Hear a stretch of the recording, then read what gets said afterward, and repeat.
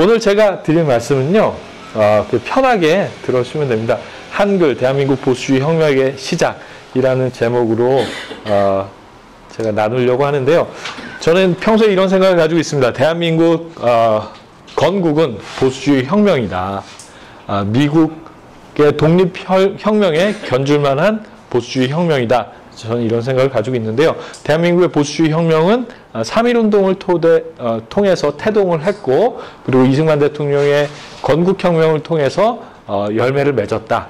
그리고 더 나아가서 박정희 대통령의 산업혁명을 통해서 또 다른 열매를 맺었고, 이 보수주의 혁명의 완수는 북한의 해방과 통일을 통해서 완수가 될 것이다. 저는 기본적으로 이런 생각을 가지고 있습니다.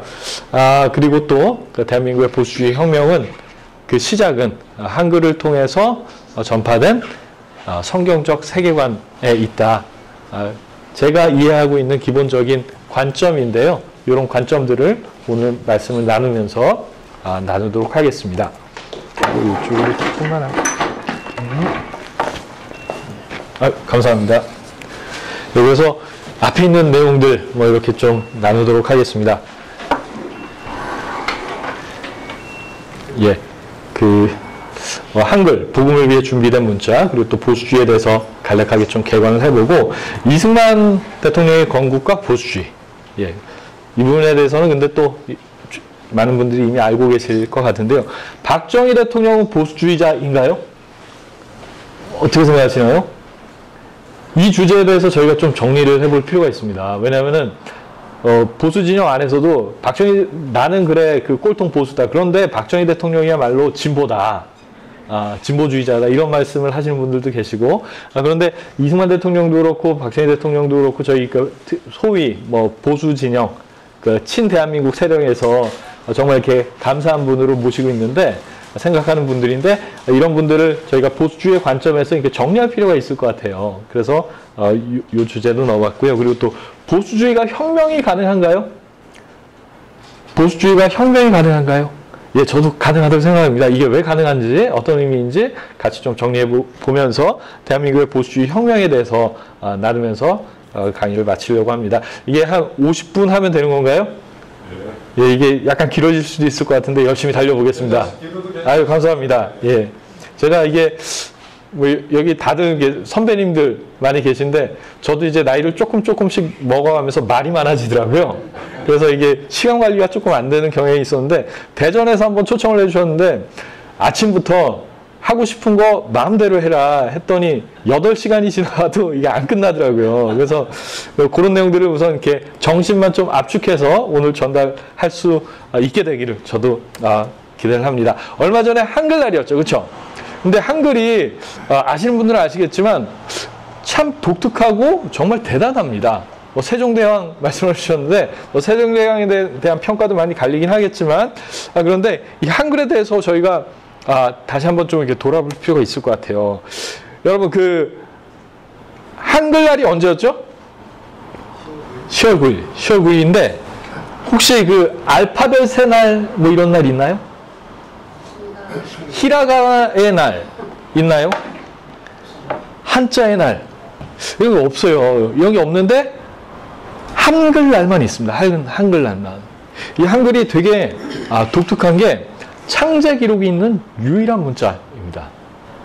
어느 날 어떻게 어떤 과정을 통해서 누가 만들었는지가 명확하게 밝혀진 글자예요. 이게 유일하다고 합니다.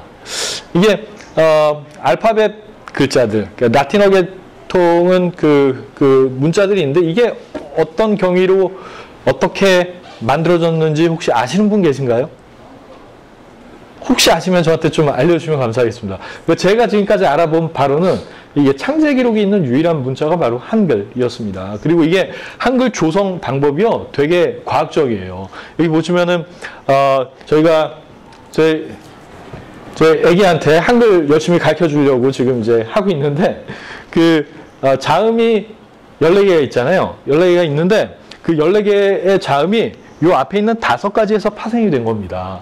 그래서 기역, 니은, 미음, 시옷, 이응에서 파생이 된 거예요. 여기서 선 하나 더 긋고 그런 거잖아요. 그렇죠? 예. 그리고 모음은 몸은 요 세 개에서 파생이 된 겁니다. 요 점, 인데 이 점이 뭐를 뜻하는지 아시나요? 하늘 맞습니다. 하늘. 요 는 땅. 예, 요거는 사람 맞습니다. 예. 하늘 땅 사람으로 몸의 모든 것들을 표현하고 있는 거예요. 한글이. 좀 정말 심플하죠. 정말 심플하죠. 그래서 세종대왕에 대해서 아까 전에 말씀 주셨는데 그 세종대왕이 처음 만들었을 때 한글의 공식적인 명칭은 훈민정음이었습니다.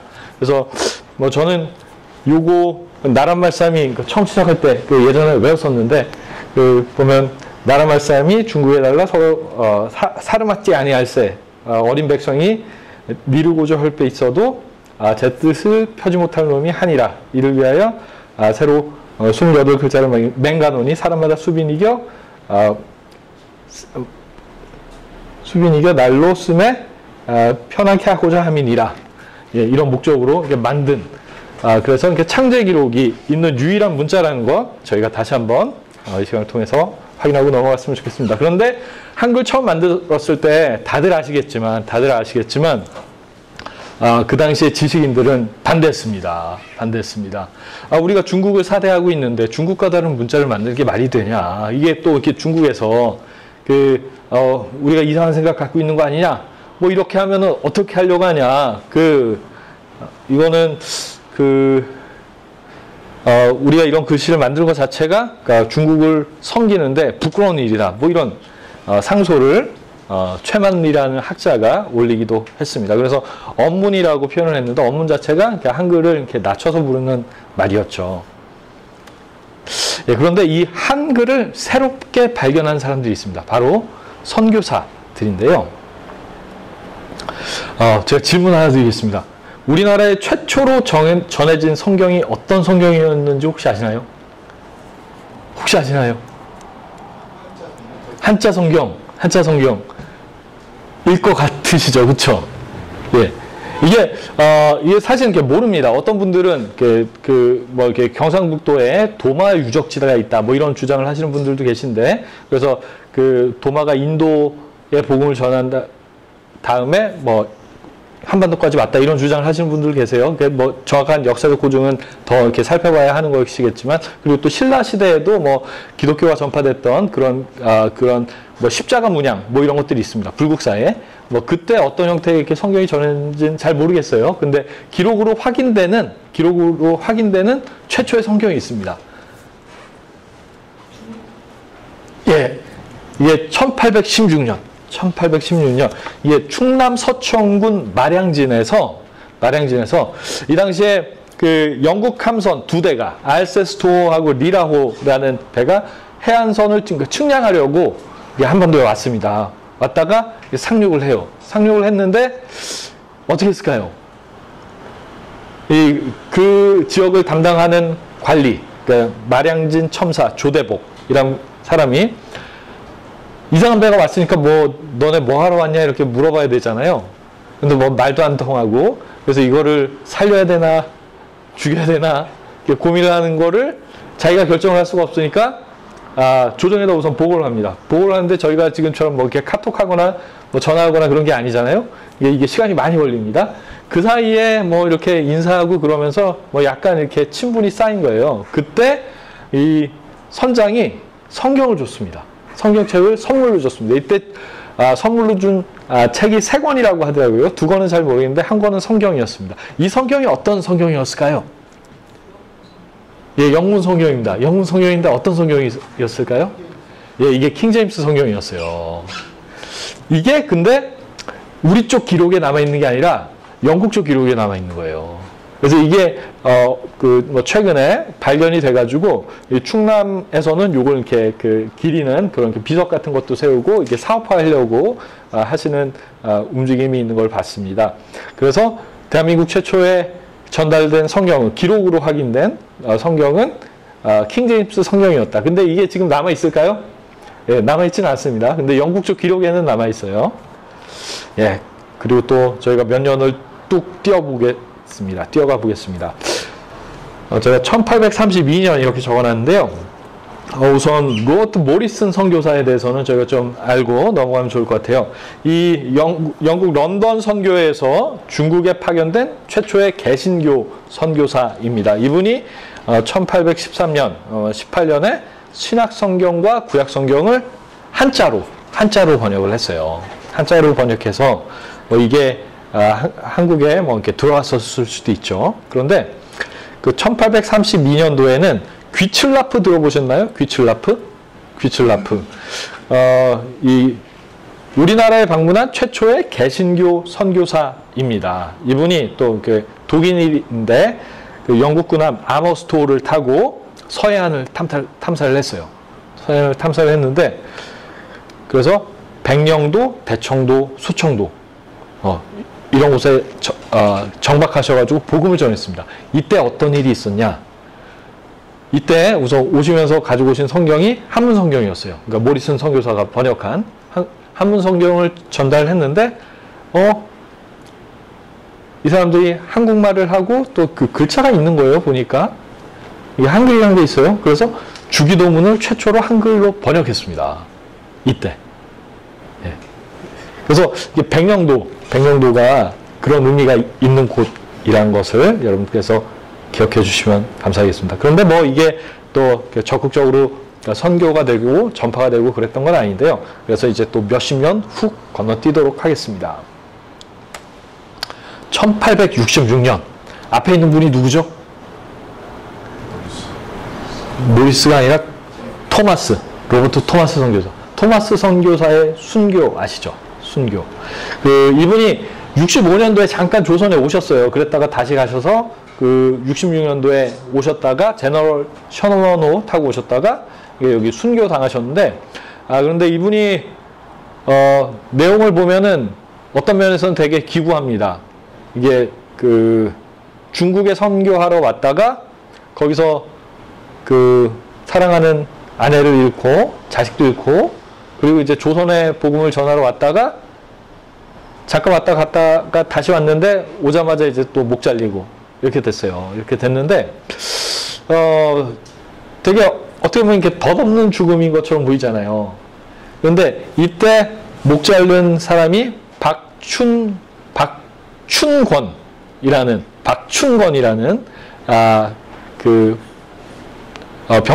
군인이었습니다. 그런데 그때 그러니까 죽기 전에 전달받은 성경을 통해서 이 사람이 나중에 감화를 받고 나중에 장로가 돼요. 네. 이런 일들이 있었습니다. 그리고 되게 덧없는 죽음인 것처럼 보이는데 이게 또 덧없지가 않아요. 보면은 몇 년 또 건너뛰도록 하겠습니다. 10년 정도, 11년 뒤에 1877년 제가 이렇게 적어놨는데요. 요 분 기억해 주시면 감사하겠습니다. 존 로스 선교사라는 분인데요.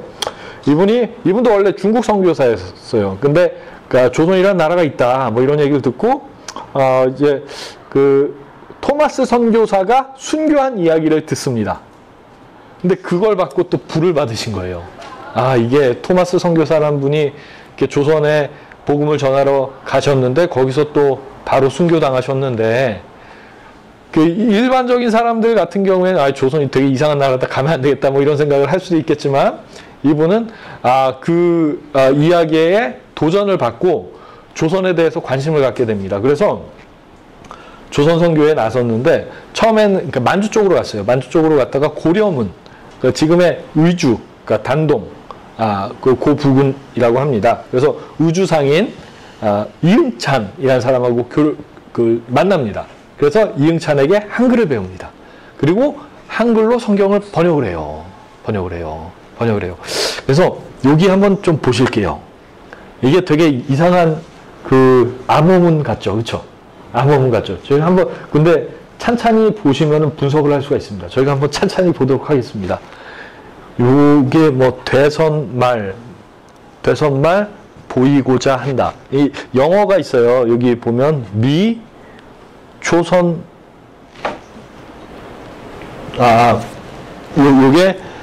요거 발음입니다. 내 조선 말 보이고자 한다. 영어로 쓴 거고요.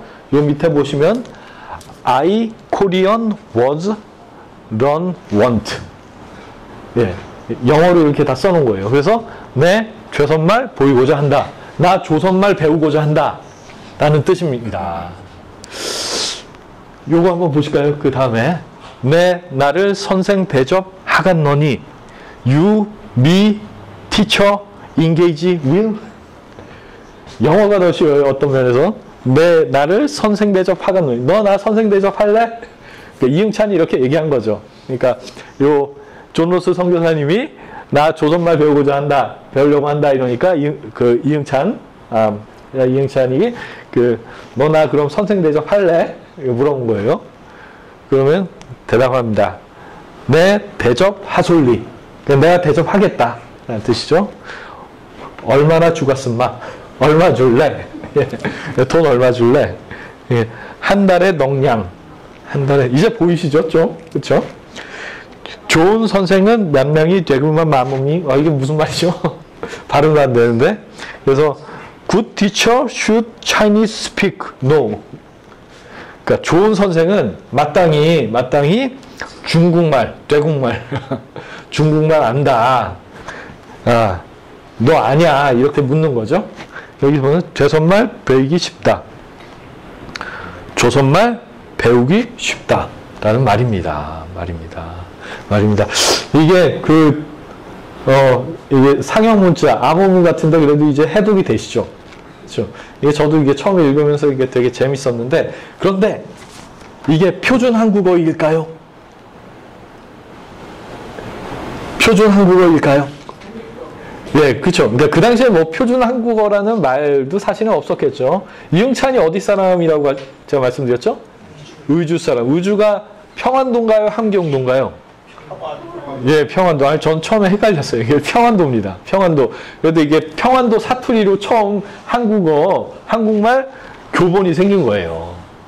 그래서 이게 코리안 프라이머, 한국어 첫걸음이라는 교재입니다.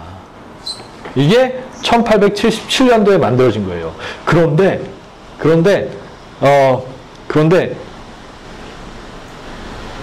이게 아주 한글에 사실은 이렇게 획기적인 어떤 도약, 변화를 제시한 책이기도 합니다. 왜 그러냐면은 처음에 훈민정음 나왔을 때 여기 보시면은 나란말싸미 이렇게 훈민정음하고 이게 나란말싸미 나오잖아요. 요거하고 요거 보시면 어떻게 다르죠? 요거하고 요거 보시면 띄어쓰기 처음 생겼나요? 그 전에 띄어쓰기. 그 전에 한글 소설은 그 한글에서는요 이렇게 썼던 거예요. 이렇게 다 띄어쓰기 자체가 없었습니다. 그리고 한 가지 더 있습니다. 가로쓰기. 영어에서 하는 것처럼 가로쓰기하고 영어에서 띄어쓰기 있잖아요. 띄어쓴 거예요. 이때 처음으로 그 가로쓰기하고 띄어쓰기가 시도가 된 겁니다. 놀랍죠? 예, 이게 그러니까 한글에 가로쓰기하고 띄어쓰기를 한국 사람들이 했던 게 아니에요. 그 선교사들이 한국말 이렇게 배우고 나서 자기들끼리 정리하다가 이렇게 된 겁니다. 예. 그래서 옛날에는 한글을 써도 이렇게 썼잖아요. 아래로 이렇게 썼잖아요. 근데 영어는 이렇게 쓰니까 영어처럼 이렇게 쓴 거예요. 이때 처음으로 가로쓰기하고 띄어쓰기가 도입이라기보단 시도가 됐다고 이해하시면 됩니다. 그래서 이제 몇 년 뒤로 더 넘어가도록 하겠습니다. 1877년, 제가 100년 뒤에 태어났습니다. 이제 몇 년 뒤, 이건 5년 뒤죠. 5년 뒤, 1882년도에 조미수호통상조약이 체결이 됐습니다. 이게 선교적인 측면에서는 아주 이렇게 획기적인 변화가 시작된 사건이라고 설명을 드릴 수가 있는데요. 물론 강화도 조약이 그러니까 조선의 문을 연 첫 번째 조약은 일본과 체결한 강화도 조약입니다. 그거는 1876년인데요. 이 1882년 미국과 조미수호 통상 조약이 선교적 차원에서는 가장 이렇게 획기적인 그러한 변화였다고 설명을 드릴 수가 있습니다. 그래서 이게 1882년이에요. 1882년은 여러분들께서 꼭 기억을 해주시면 좋겠습니다. 조선에 처음 들어온 아까 전에 그 귀칠라프를 설명드렸는데 공식적으로 최초로 들어온 선교사는 누구인가요? 예, 알렌. 알렌이 2년 뒤인 84년에 들어왔습니다. 그런데 이게 또 알렌이 공식적으로 안수받은 게 아니라 알렌은 그 평신도, 의사로서 평신도 사역자로 왔기 때문에 그 공식적으로 파견된 최초의 선교사는 아펜젤러 언더우드다. 뭐 이렇게 말씀하시는 분들도 계시고 한데 어쨌거나 들어오신 거는 84년도에 알렌 선교사님이고 평신도 선교사로 그리고 그 훨씬 이전에 칼 귀틀라프가 있었다. 이렇게 기억을 해주시면 좋을 것 같습니다. 그래서 아펠렌저 언더우드 선교사님이 제물포항으로 들어오셨어요. 제가 벌써 이제 3년이 다 돼가네요. 그 문재인 대통령께서 그 전셋값을 너무 올려주셔가지고 저희 이렇게 좀 멀리 갔습니다. 영종도까지 갔어요. 제 동생이 영종도 삽니다. 근데 예전부터 영종도 되게 좋다고 오라고 하는 그런 얘기가 있어가지고 문재인 대통령 덕분에 참에 영종도에 갔는데 저희 집 거실에서 딱 보면은 전망이 너무 좋습니다. 전망이 너무 좋은데 월미도가 딱 보여요. 월미도가 딱 보입니다. 바다 건너서 월미도가 딱 보이는데 월미도 여기가 대한민국 살린대예요. 여러분들 아시죠? 인천 상륙작전. 그리고 또 월미도 뒤쪽이 제물포항이었어요. 그때 인천항이죠. 거기를 통해서 언더우드 아펜젤러 선교사님 이런 분들이 그러니까 들어오셨던 겁니다. 그래서 저는 내가 왜 영종도까지 갔을까 뭐 이런 생각들 가끔씩 해봤는데 하나님께서 일부러 보내신 것 같다는 생각도 들더라고요. 대한민국을 살린 곳.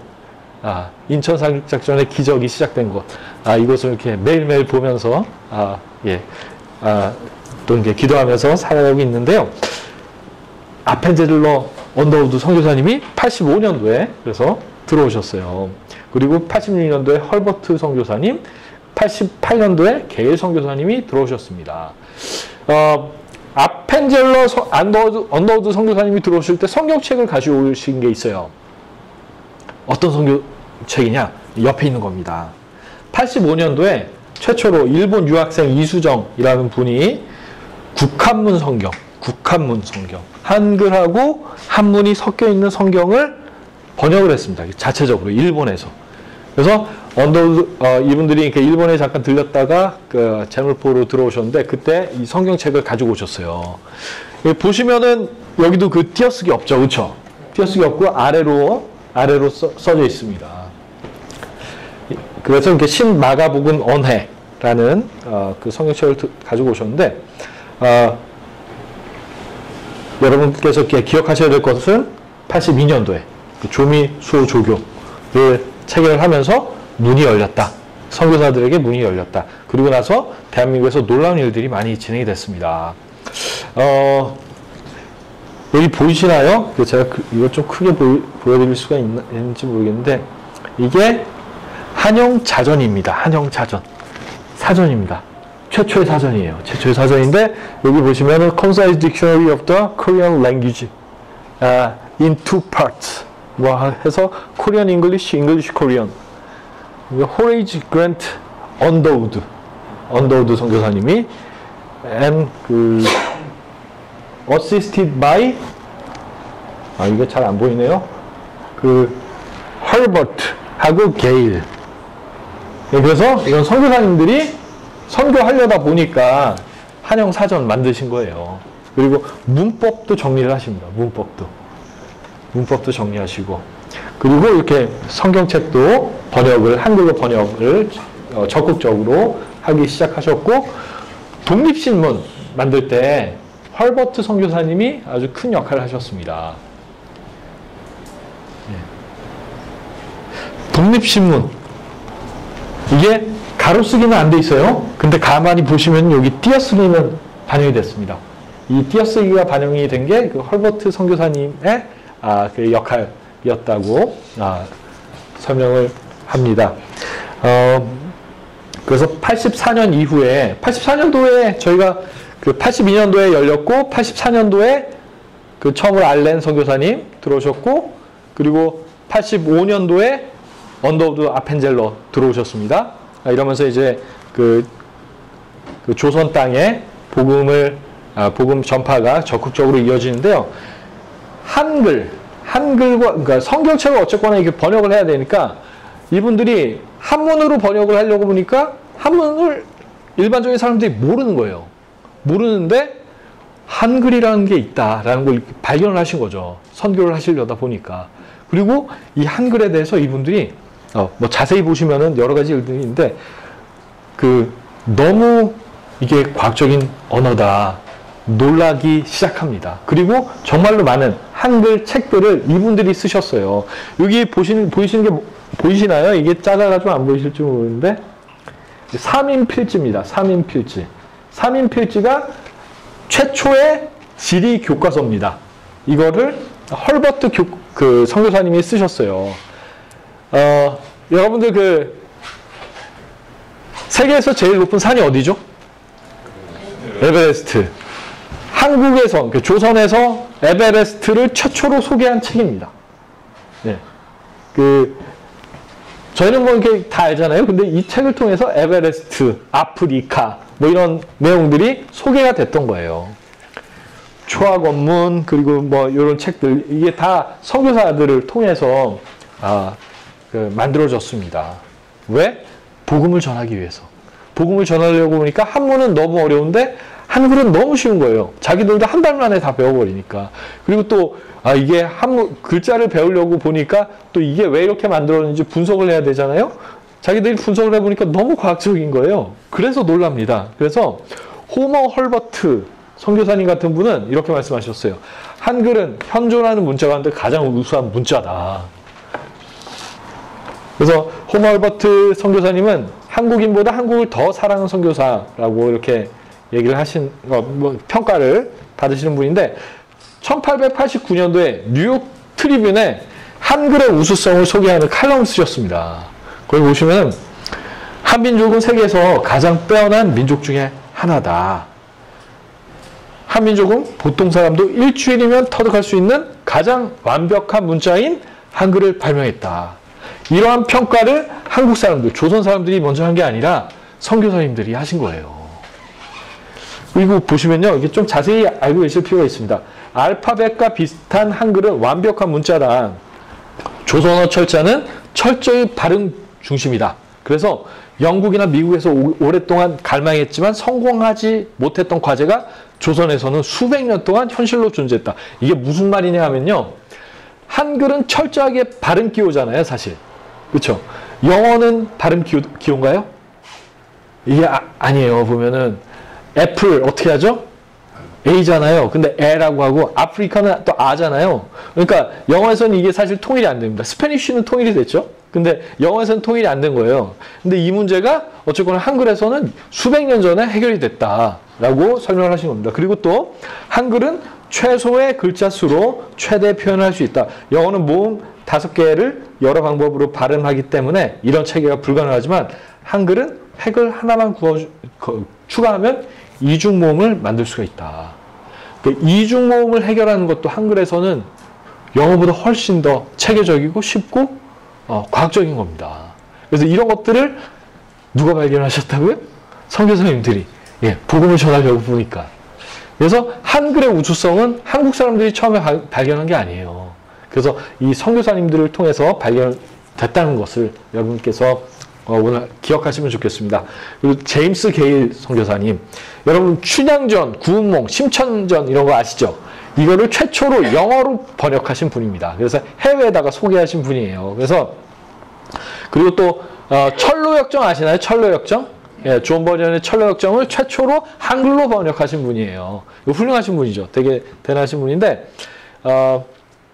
이분은 또 이렇게 말씀하셨어요. 한글은 정말로 이 세계에서 제일 간단하다. 제일 간단하다. 이게 1445년도에 연도까지 딱 특정해서 1445년도에 발명이 됐는데 이게 너무 쉬웠기 때문에 쓰여지지도 않았고 오히려 무시하고 멸시만 당했다.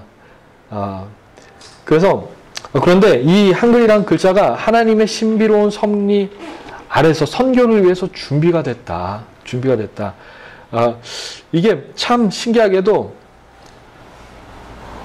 이 신비롭고 위대하고 단순한 언어가 거의 배타적으로 사용이 되지 않았는데 이게 참 놀라운 섭리다. 일정한 시간 찰 때까지 기다렸다가 복음을 전하기 위해서 준비된 언어가 한글이다. 한글이 기독교 선교를 위해서 400년이나 기다렸다. 한글은 하나님의 신비한 섭리 가운데 선교를 위해 준비된 훌륭한 언어다. 이런 평가를 선교사님들이 하셨던 겁니다. 놀랍죠? 모르셨죠? 그렇죠? 저도 처음에 알고 되게 흥분되더라고요. 그래서 이제 최현배, 주시경 선생님 아시죠? 이승만 대통령하고 친구셨던 이런 분들이 1세대 한글 학자인데, 최현배 이런 분들이 1세대 한글 학자인데, 1세대 한글 학자 이전의 0세대가 바로 선교사님들이에요. 이분들이 선교사님들하고 같이 이런 일들을 하다가 그 한글에 대해서 한글학회도 만드시고 이렇게 됐던 겁니다. 그래서 이광수 선생은 이렇게 평가를 했습니다. 한글도 글이라는 생각을 조선인에게 준 것은 예수교회다. 그러니까 그 전에는 한글은 글이라고 취급을 안 했다. 그리고 어떤 고차원적인 사상을 담아내는 그릇이 될 수 있을 거라고 생각을 안 했다. 글 자체를 애들이나 그리고 또 그 당시에는 멸시받는 여자들이나 배우는 글이라고 생각을 했기 때문에 이 한글이라는 글이 어떤 고차원적인 사상을 담아내는 문자가 될 수 없을 거라고 생각을 했습니다. 그런데 이 통영을 깬 것이 예수교회다. 성경의 번역이다. 그래서 만일 나중에 조선의 문학이 건설된다면 그 문학사의 첫 페이지는 신구약 번역이 기록이 될 것이다. 이렇게 말씀을 하셨어요. 그리고 최현배 선생님께서는 한글을 창제한 세종대왕의 거룩한 뜻이 기독교에서 실현된 것이다. 이거 근데 보면은 그 게일 선교사님이 또 말씀하신 거죠. 그래서 그 한글의 발견과 발전이 선교사들 통해서 진행됐다는 것, 있었다는 것, 저희가 꼭 기억하고 넘어가야 될 것 같습니다. 그래서 뭐 이런 설명을 드리면은 그래 그 기독교가 좋은 일을 했네. 근데 왜 자꾸 이렇게 기독교 성경적 세계관 이런 얘기를 하냐, 뭐 이렇게 말씀하시는 분들 계세요. 이게 뭐 제가 종교를 강요하는 건 아닙니다. 종교를 강요하는 건 아닌데, 근데 여러분들께서 한 가지 생각해 보셔야 될 주제는 있어요. 이 성경적 세계관이 왜 중요하냐 하면요, 제가 한 가지 질문 드리고 싶습니다. 인간이 왜 존엄하죠? 인간이 왜 존엄하죠? 인간을 왜 존엄하게 또 대접하고 처우를 해야 하나요? 천부적인 것. 인간이기 때문에. 어떤 분들은 인간만이 이성적 사고가 가능하니까 뭐 이런 말씀을 하시는 분들 계세요. 그러면 이 이성적 사고가 가능하지 않은 아기들이나 아니면 이렇게 치매 걸리신 분들이나 이런 분들은 존엄하지 않는 건 아니잖아요. 그렇죠? 그게 답이 될 수는 없어요. 그러니까 뭐 인간이 이성적 존재이기 때문에 존엄하다라는 것은 답이 될 수가 없더라고요.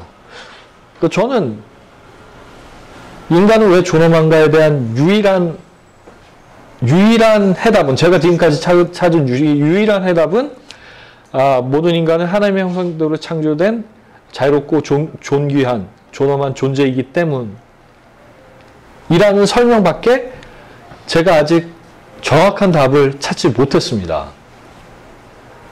여러분께서 혹시 다른 어떤 이렇게 답변을 가지고 계시면 저한테 좀 말씀해 주시면 감사하겠습니다.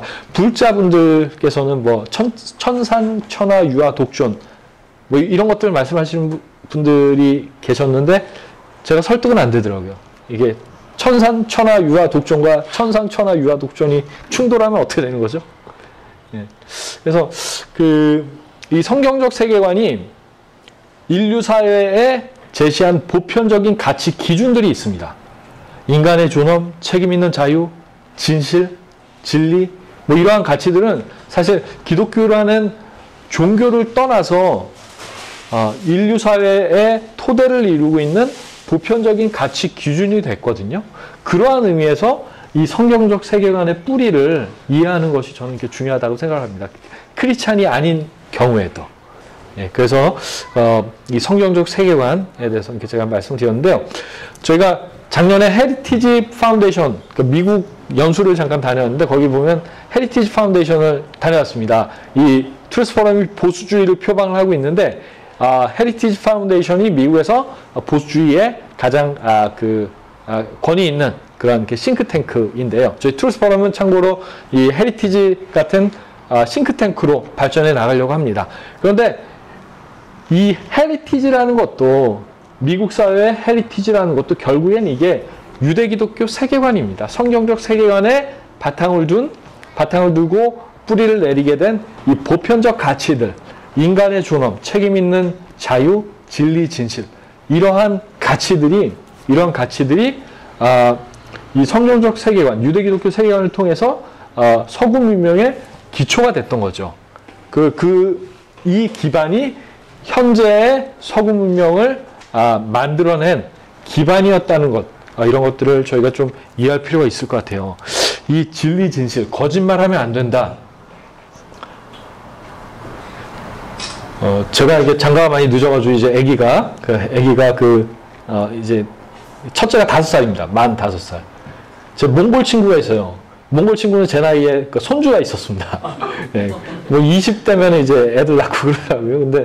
근데 애들 가르치면서 이제 뭘 어떻게 가르쳐야 되냐 이런 것들 고민하잖아요. 근데 전래동화 이런 것들 들려줘요. 토끼의 관 뭐 이런 것들, 용왕님 뭐 이런 것들 해주면은 한국 전래동화들 가만히 보시면요 사실 어떻게 보면 이걸 꾀라고 얘기도 하고 기지라고 얘기도 하는데 사실만 어떻게 보면 거짓말이에요. 그 현상을 그 사태를 모면하기 위한 어떤 기지들 이런 것들 사실 거짓말이거든요. 그런 것들을 되게 미화를 합니다. 토끼의 관도 사실 좀 그렇죠. 그게 어떻게 보면 조선사회의 상황을 반영했던 것 같아요.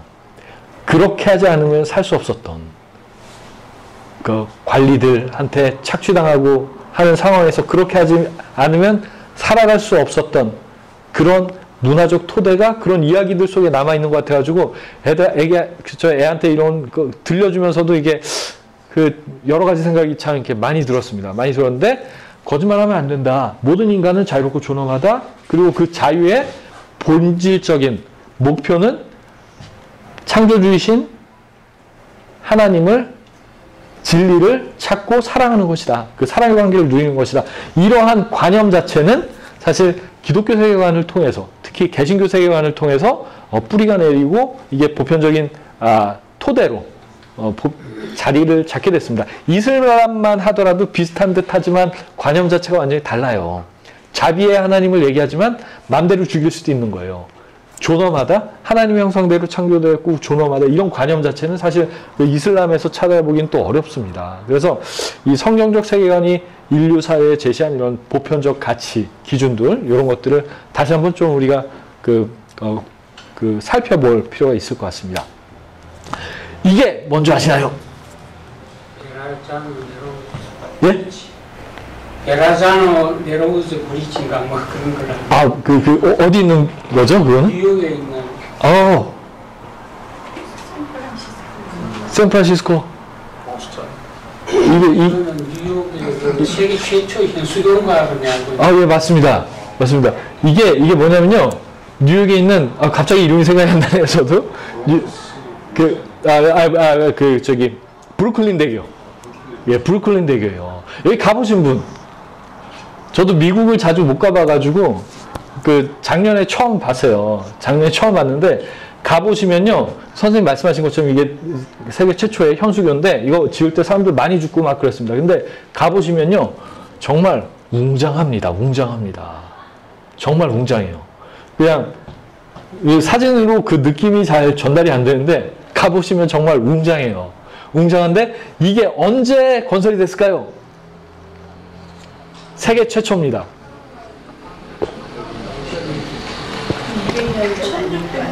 1600년까지는 너무 많이 가셨고요. 네, 1800년입니다. 이게 1883년이에요. 1833년. 83년. 근데 아까 전에 제가 하나 숫자 기억해달라고 말씀드렸죠. 1882. 무슨 일이 있었죠? 조미수호 조교. 조미수호 조교를 딱 체결했는데 미국 사람들이 볼 때 이 조선이라는 사람들이 세상 물정을 너무 모르는 거예요. 그래서 초청을 했습니다. 공식적으로 미국에서. 그래서 그 보빙사라는 사절단을 파견을 해요. 그러니까 미국 구경 시켜줄게 한번 와라는 거였어요. 이 사람들이 방문한 게 1883년입니다. 이 브루클린 대교가 개통되는 걸 본 거예요. 여러분들, 이 당시에 조선에 2층 집이 있었을까요? 없었을까요? 2층 집 없었습니다. 2층 집. 이게 그 중국을 사대한다는 의미에서도 그랬고, 그러면서 어쨌거나 고려시대에는 높은 것들이 좀 있었던 것 같은데, 조선에서는 없어요. 2층 집이 없었습니다. 2층 집이 없었는데, 이걸 봤다고 생각해 보세요. 그 문화적 충격. 어마어마할 수밖에 없습니다. 여기 보이시나요? 요 그림 보이시나요? 이게, 그림이 잘 보이면 좋은데요. 이게, 고가 철교입니다. 철교. 그래서 이 위로 기차들이 다니고 했던 건데요.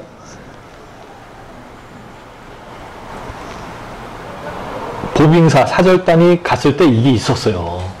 뉴욕에. 조선에는 2층 집도 없는데. 그 위에 막 철차가 막 다니는 거예요. 이 문화적 충격. 어땠겠어요? 처음에 가서 미국의 황제를 또 배웠으니까, 그 왕을 배웠으니까, 이렇게 넙죽 엎드리고 절하신 분들입니다. 이분들이 아까 말씀드린 이 브루클린 대교, 브루클린 대교, 그리고 또 이런 전차, 이런 걸 보셨으니까 눈이 뒤집히셨겠죠, 그렇죠? 정신적으로는 정말 엄청난 충격일 수밖에 없습니다.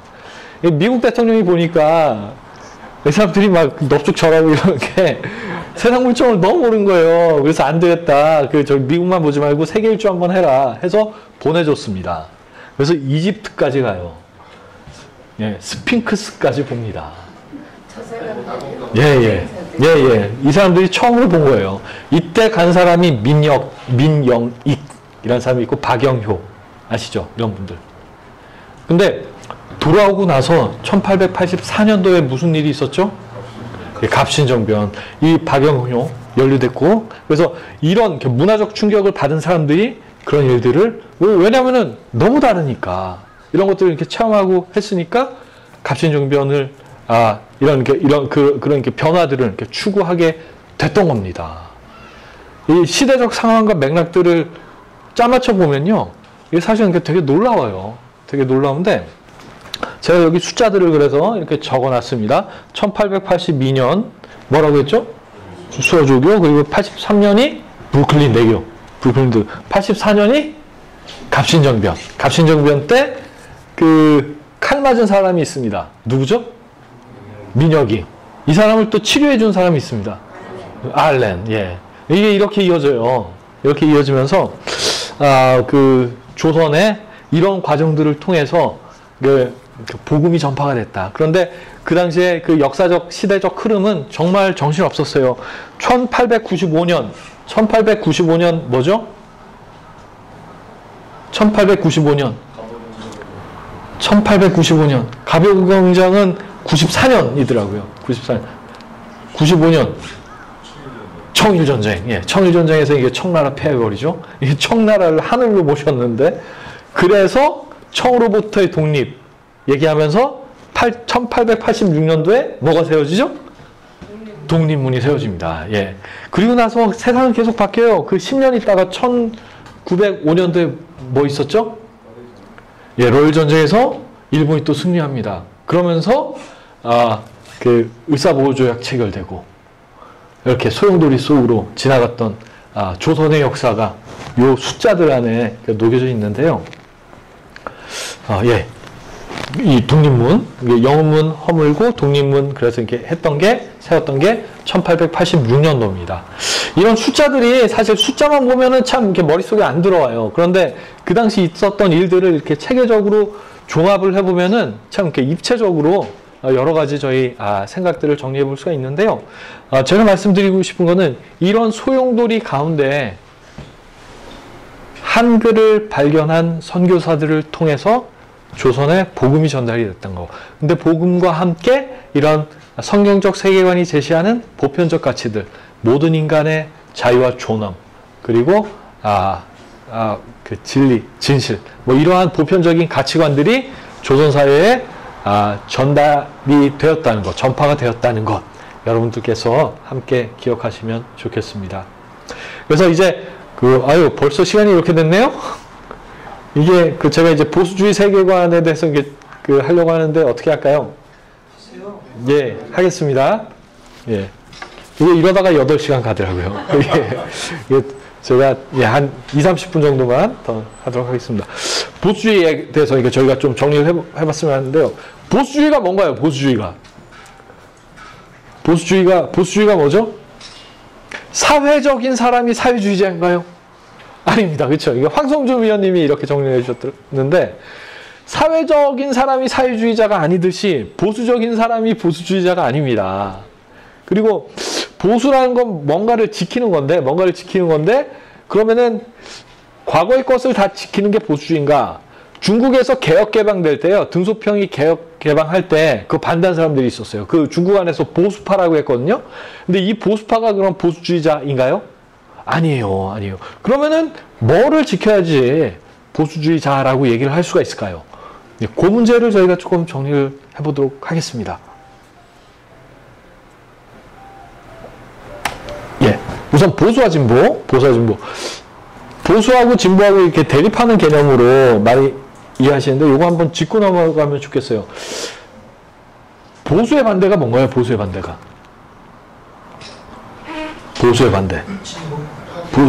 보수의 반대의 파괴. 보수는 뭔가 지키는 거니까.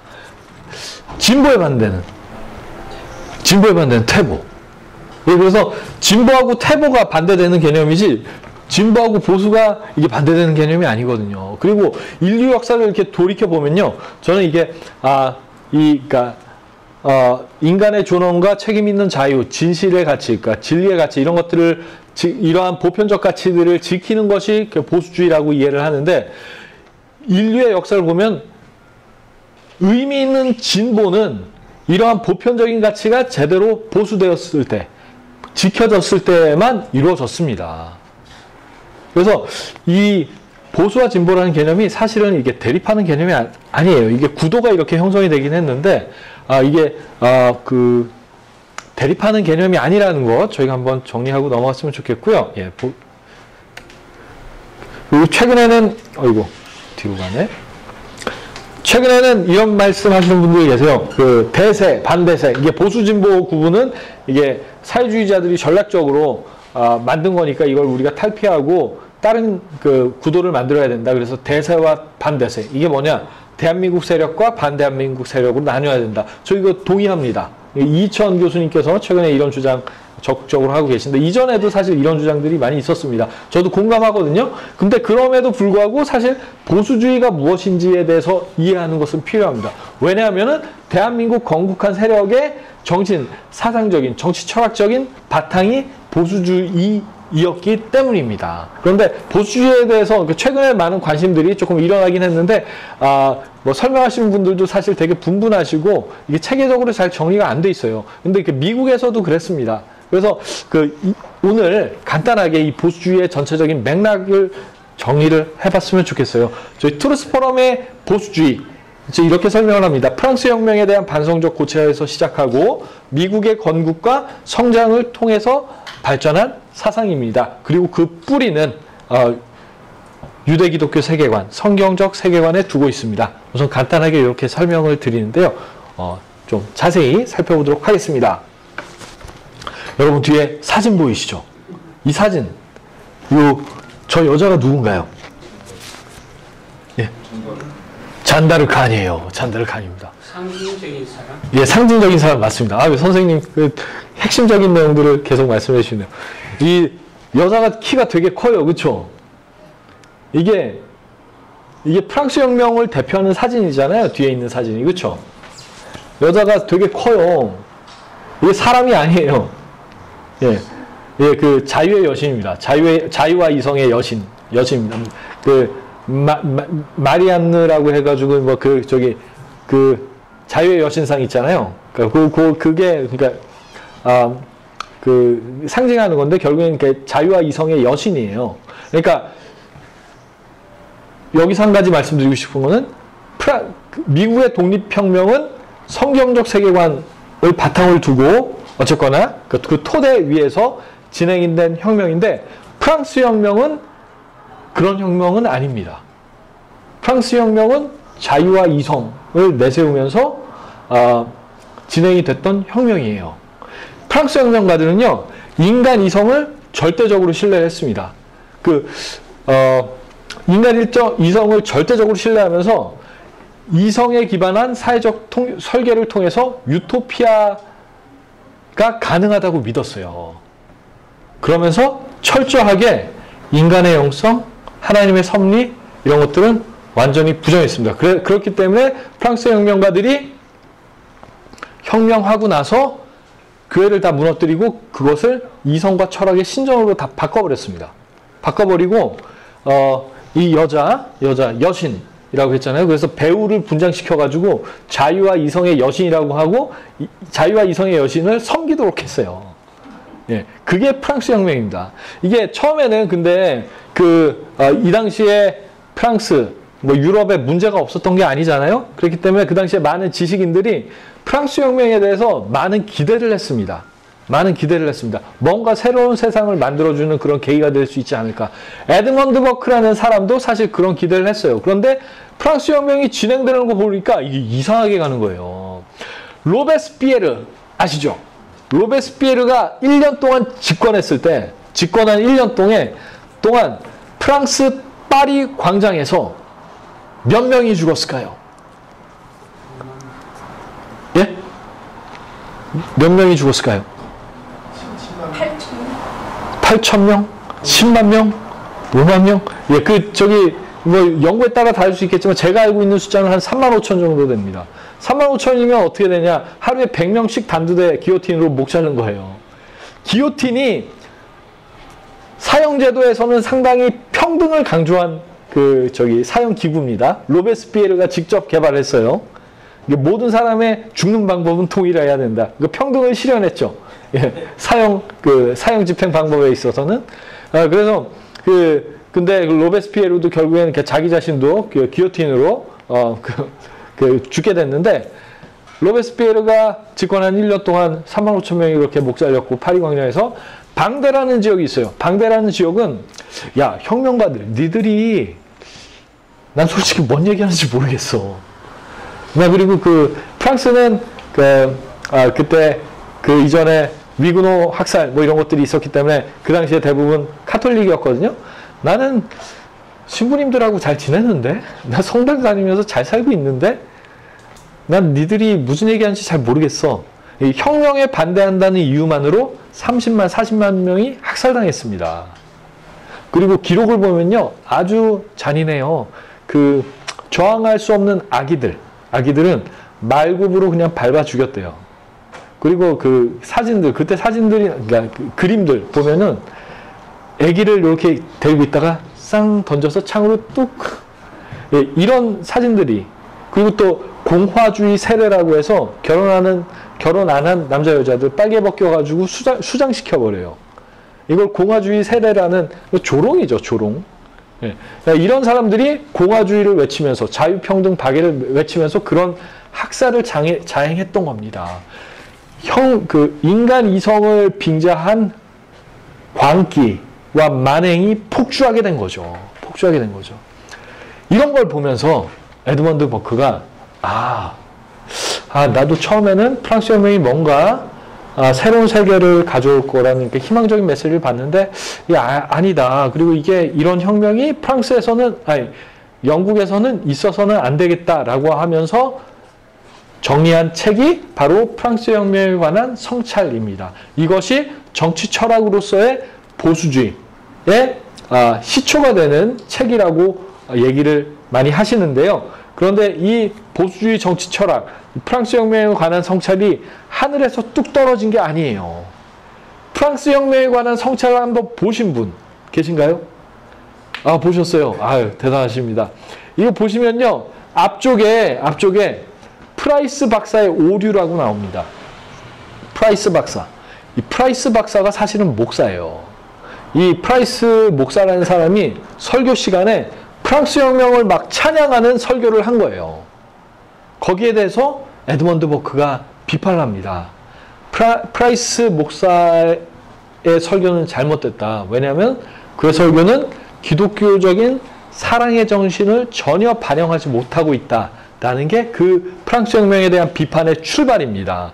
그러니까 이 보수주의 정치 철학의 토대를 시작한 이 에드먼드 버크의 프랑스 혁명에 관한 성찰도 결국엔 그 기반에는 이 성경적 세계관이 있었던 거죠.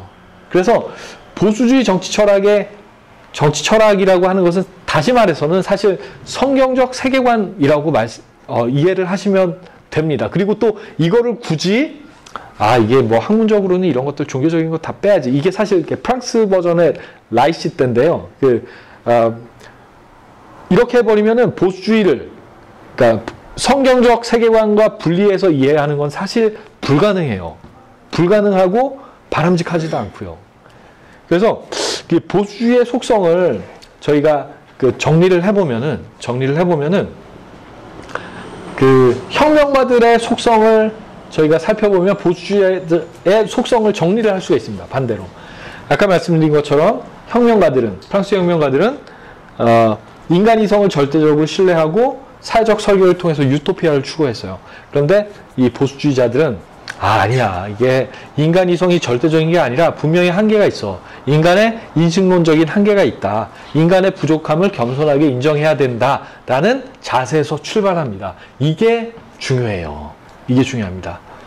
그리고 어떤 이성적인 설계를 통한 유토피아를 추구하기보다는 선대의 경험을 존중하고 그리고 정책의 결과를 존중합니다. 그리고 기본적으로 신중한 태도를 보여요. 이게 보수주의자들의 속성입니다. 그리고 이것보다 더 중요한 거는 더 나아가서 인간의 영성과 하나님의 섭리를 긍정하는 그런 배경 위에 서 있다는 것이죠. 그 인간의 인식론적 한계, 인간이 다 모를 수 있기 때문에 조심해야 된다.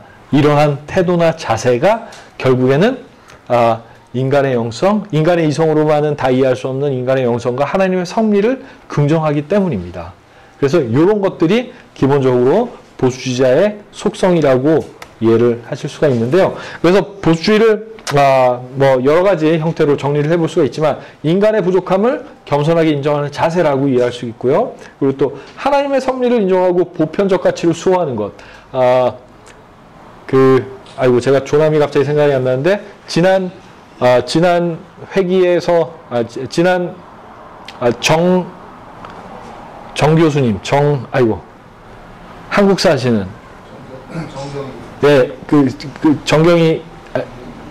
정경희 의원님인가요? 예, 국회의원. 갑자기 이름이 생각이 안 나서. 이분이 이렇게 한마디로 정리하시더라고요. 하나님의 섭리와 보편적인 가치를 지지하는 보수주의. 이렇게 하시는데 아주 잘 정리를 하셨습니다. 이 보편적 가치라는 게 결국에는 성경적 세계관에서 나온 거거든요. 그래서 이게 보수주의라는 것이, 정경희 의원님. 그래서 그 성경적 세계관의 정치적 표현입니다. 다른 게 아니라. 이렇게 이해하시면 되고, 제가 여기다가 조금만 더 사족을 붙이면은 저는 이렇게 보수주의를 이렇게 정리할 수 있을 것 같아요. 시대적 환경 속에서 하나님의 형상대로 창조된 인간의 천부인권, 보편적 가치를 실현하려는 몸부림이다. 저는 이렇게 정리를 합니다. 그래서 이게 실현하려는 몸부림 또는 태도, 자세라고 이해하시는 게 정확할 것 같은데요. 이 시대적 환경과 맥락을 이해하는 것이 중요합니다. 그 사회가 처해 있는 시대적 환경 속에서 인간에 대한 존엄과 사랑, 자유, 진실의 가치를 지키려고 하는 사실 이렇게 몸부림이 보수주의인 거죠. 그래서 이 보수주의가 사실 어떤 교조적인 원칙이 아닙니다. 그래서 이 보수주의가 드러나는 형태는요, 나라마다 다를 수가 있어요. 예를 들어서 미국에서는 보수주의자들 총기 소지 아주 적극적으로 지지합니다. 이거는 미국이라는 나라가 발전해온 역사적 배경을 보면은 이해할 수가 있죠. 이해할 수가 있죠. 한국에서 그런데 보수주의 한다고 하면서 총기 소지 지지하고 하면 될까요? 전혀 시대적인 맥락이 안 맞아요. 시대 사회적인. 그리고 복지도 마찬가지입니다. 복지. 어떤 분들은 복지 시스템 자체가 사회주의적인 것이기 때문에 다 이걸 폐기하고 자유시장에 맡기는 게 맞다라고 주장을 하시는 분들도 계세요. 동의하시나요? 이게 리버테리안과 보수주의가 그래서 이렇게 구분이 되는 건데요. 자유주의 상주의하고 보수주의가 그래서 구분이 됩니다. 이게 요 문제, 그러니까 복지 문제를 가지고 보수주의 안에서도 다툼이 있고 한데, 근데 제가 말씀드리고 싶은 거는 이 시대적 환경이란 것을 고려하지 않을 수가 없어요. 보수주의적인 접근 방식을 찾는다고 하더라도 미국에서 그 찾는 솔루션이 다를 수가 있고, 한국의 시대적 상황과 맥락에서 찾아내는 솔루션이 다를 수밖에 없습니다. 그래서 이게 보수주의라는 것이 어떤 교조적인 원칙이 아니다라는 점. 인간을 사랑하고 인간의 존엄, 그리고 또 자유, 진리의 가치를 지키려고 하는 몸부림이고 자세다. 기본적으로 겸손한 바탕 위에서 인간은 다 모른다, 모를 수 있다 라는 바탕 위에서 그러한 가치들을 실현하고자 하는 몸부림이다, 자세다 라는 것을 여러분들께서 이해하시면 감사하겠습니다. 그래서 무엇을 보수할 것인가? 중국의 과거에 그 개혁개방할 때 공산주의 시스템을 지키려고 하던 사람들을 우리가 보수주의라고 부르지 않아요. 그것은 보수주의라고 하려면은 어떤 무언가를 지켜야 하는 건데, 이것이 보편적인 가치인 겁니다. 성경적 세계관이 인류사에 제시한 보편적인 가치들을 지키려고 하는 것이 보수주의인 거예요. 그래서 가장 쉽게 도출되는 것이 하나님의 형상대로 창조된 인간의 존엄, 그리고 또 책임 있는 자유, 이 진리의 가치, 이런 보편적인 가치들이 저는 보수주의의 본질적인 기본 가치라고 이해를 하고, 그리고 또 공화주의도 여러분들, 뭐 공화주의 여기 계신 분들은 아시겠지만, 공화주의도 아까 전에 프랑스에서는 공화주의 세례 뭐 이렇게 얘기했잖아요. 그 사실 공화주의라는 이름으로 만용을 부린 거죠. 그리고 조선인민민주주의 공화국이라고 얘기하잖아요. 공화국이라는 이름으로 만용을 부리고 있는데, 공화주의는 어떤 공익의 가치를 실현한다는 정신이 있는 겁니다. 그게 외형적으로 드러나는 것은 모든 사람들이 한꺼번에 다 하는 게 부적절하니까, 직접 민주주의 하는 게 부적절하니까 대표를 세워서 공동체의 가치를 지켜내는 정치 시스템을 실현하자. 그래서 대의제라고 드러나죠, 공화제가. 그런데 그런 이 대의제라는 형식적인 가치보다도 그럼 공익이 뭐냐, 이게 훨씬 더 중요한 겁니다. 사실은 공화주의를 얘기하려면은 공동체의 본질적인 가치, 그 기준이 뭐냐라는 것이 사실 공화주의를 얘기를 할 때는 훨씬 더 중요한 거예요. 훨씬 더. 그래서 저는 이것이 공익을 표방하는 공화주의의 기본적인 가치다, 이렇게 정리를 하고 있고, 이러한 가치를 지키는 것이 국가가 존재하는 이유입니다. 그런 의미에서 북한 같은 국가는 사실 이제 해산시켜야죠. 그러면은 이승만 대통령은 보수주의자일까요? 예. 이승만 대통령은 보수주의자일 수밖에 없습니다. 왜냐하면 보수주의가 성경적 세계관에 바탕을 둔 것이기 때문에요. 여기에 대해서도 제가 1시간 동안 할 수 있는데 간단하게 빨리 시간 관계상 요거는 좀 알고 넘어가시면 좋을 것 같아요. 이게 대한민국 재헌헌법의 전문입니다. 요 밑에 보시면 누구 있죠? 이승만 대통령이 자기 이름으로 발표한 거예요. 근데 보시면은 기미 3.1 운동으로 대한민국을 건립하여 세계에 선포한 위대한 독립정신을 계승하며 이렇게 나와 있어요. 여러분 여기서 그러면 독립정신이 뭘까요? 독립정신이. 이거 재헌헌법의 전문이에요. 대한민국 시작할 때 헌법의 제일 앞대가리에 독립정신 이렇게 선포하고 나왔습니다. 이 독립정신이 뭘까요? 이 독립정신은 이승만 학당을 시작하신 이영훈 교수님께서도 읽고 감동하셨다는, 다시 읽고 감동하셨던 이 독립정신을 이 독립정신 책, 이승만 대통령께서 한성감옥 갇히셨을 때 불 받고 성령 받고 이곳이 바로 복당이다. 성령 체험하시고 예수님을 인격적으로 만나신 다음에 쓰신 이 독립정신이라는 책을 분리해서 저희가 이 헌법 전문을 이해할 수가 없습니다. 이 독립정신이 그래서 결국엔 무슨 얘기한 거죠? 이 독립정신이라는 책이 저는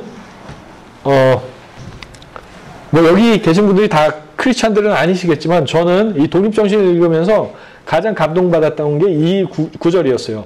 경찰서 하나 더 짓는 것보다 교회 하나 더 짓는 게 낫다. 왜냐하면 살아계신 하나님께서 마음속까지 살펴보고 계신다고 믿는데 어떻게 거짓말하고 어떻게 범죄할 수 있냐.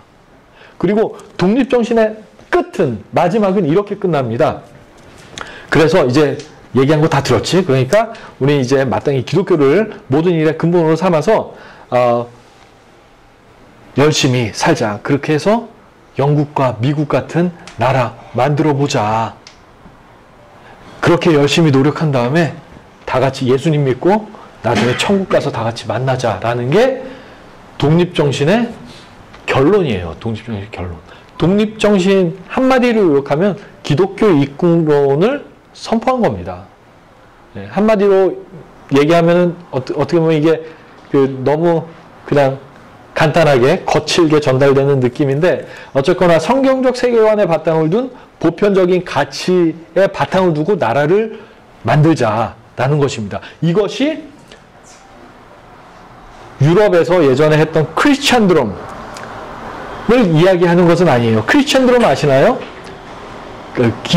기독교 신정국가라고 얘기를 할 수가 있는데 사실 유럽의 많은 나라들이 그랬죠. 근데 이승만 대통령이 얘기한 그 독립정신, 기독교 입국론이 크리스찬 드럼, 기독교 신정국가를 만들자는 건 아니었어요. 왜냐하면 그런 식으로 매도하는 사람들이 있어서 제가 잠깐 말씀을 드리는 겁니다.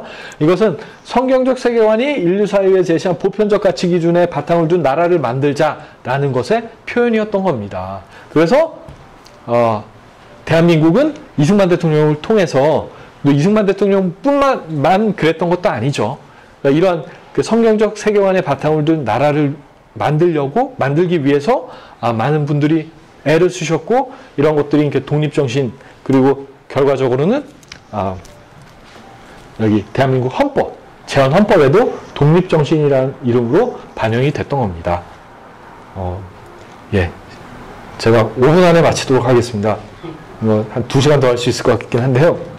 그래서 3.1 독립선언서에도 보면은 5등은 자의 조선의 독립국인과 조선인의 자주민임을 선언하노라 돼 있잖아요. 자주민이라는 개념, 이 개념이 저는 모든 인간의 자유롭고 존엄함을 선포한 대한민국 보수주의 혁명의 태동이라고 이해를 합니다.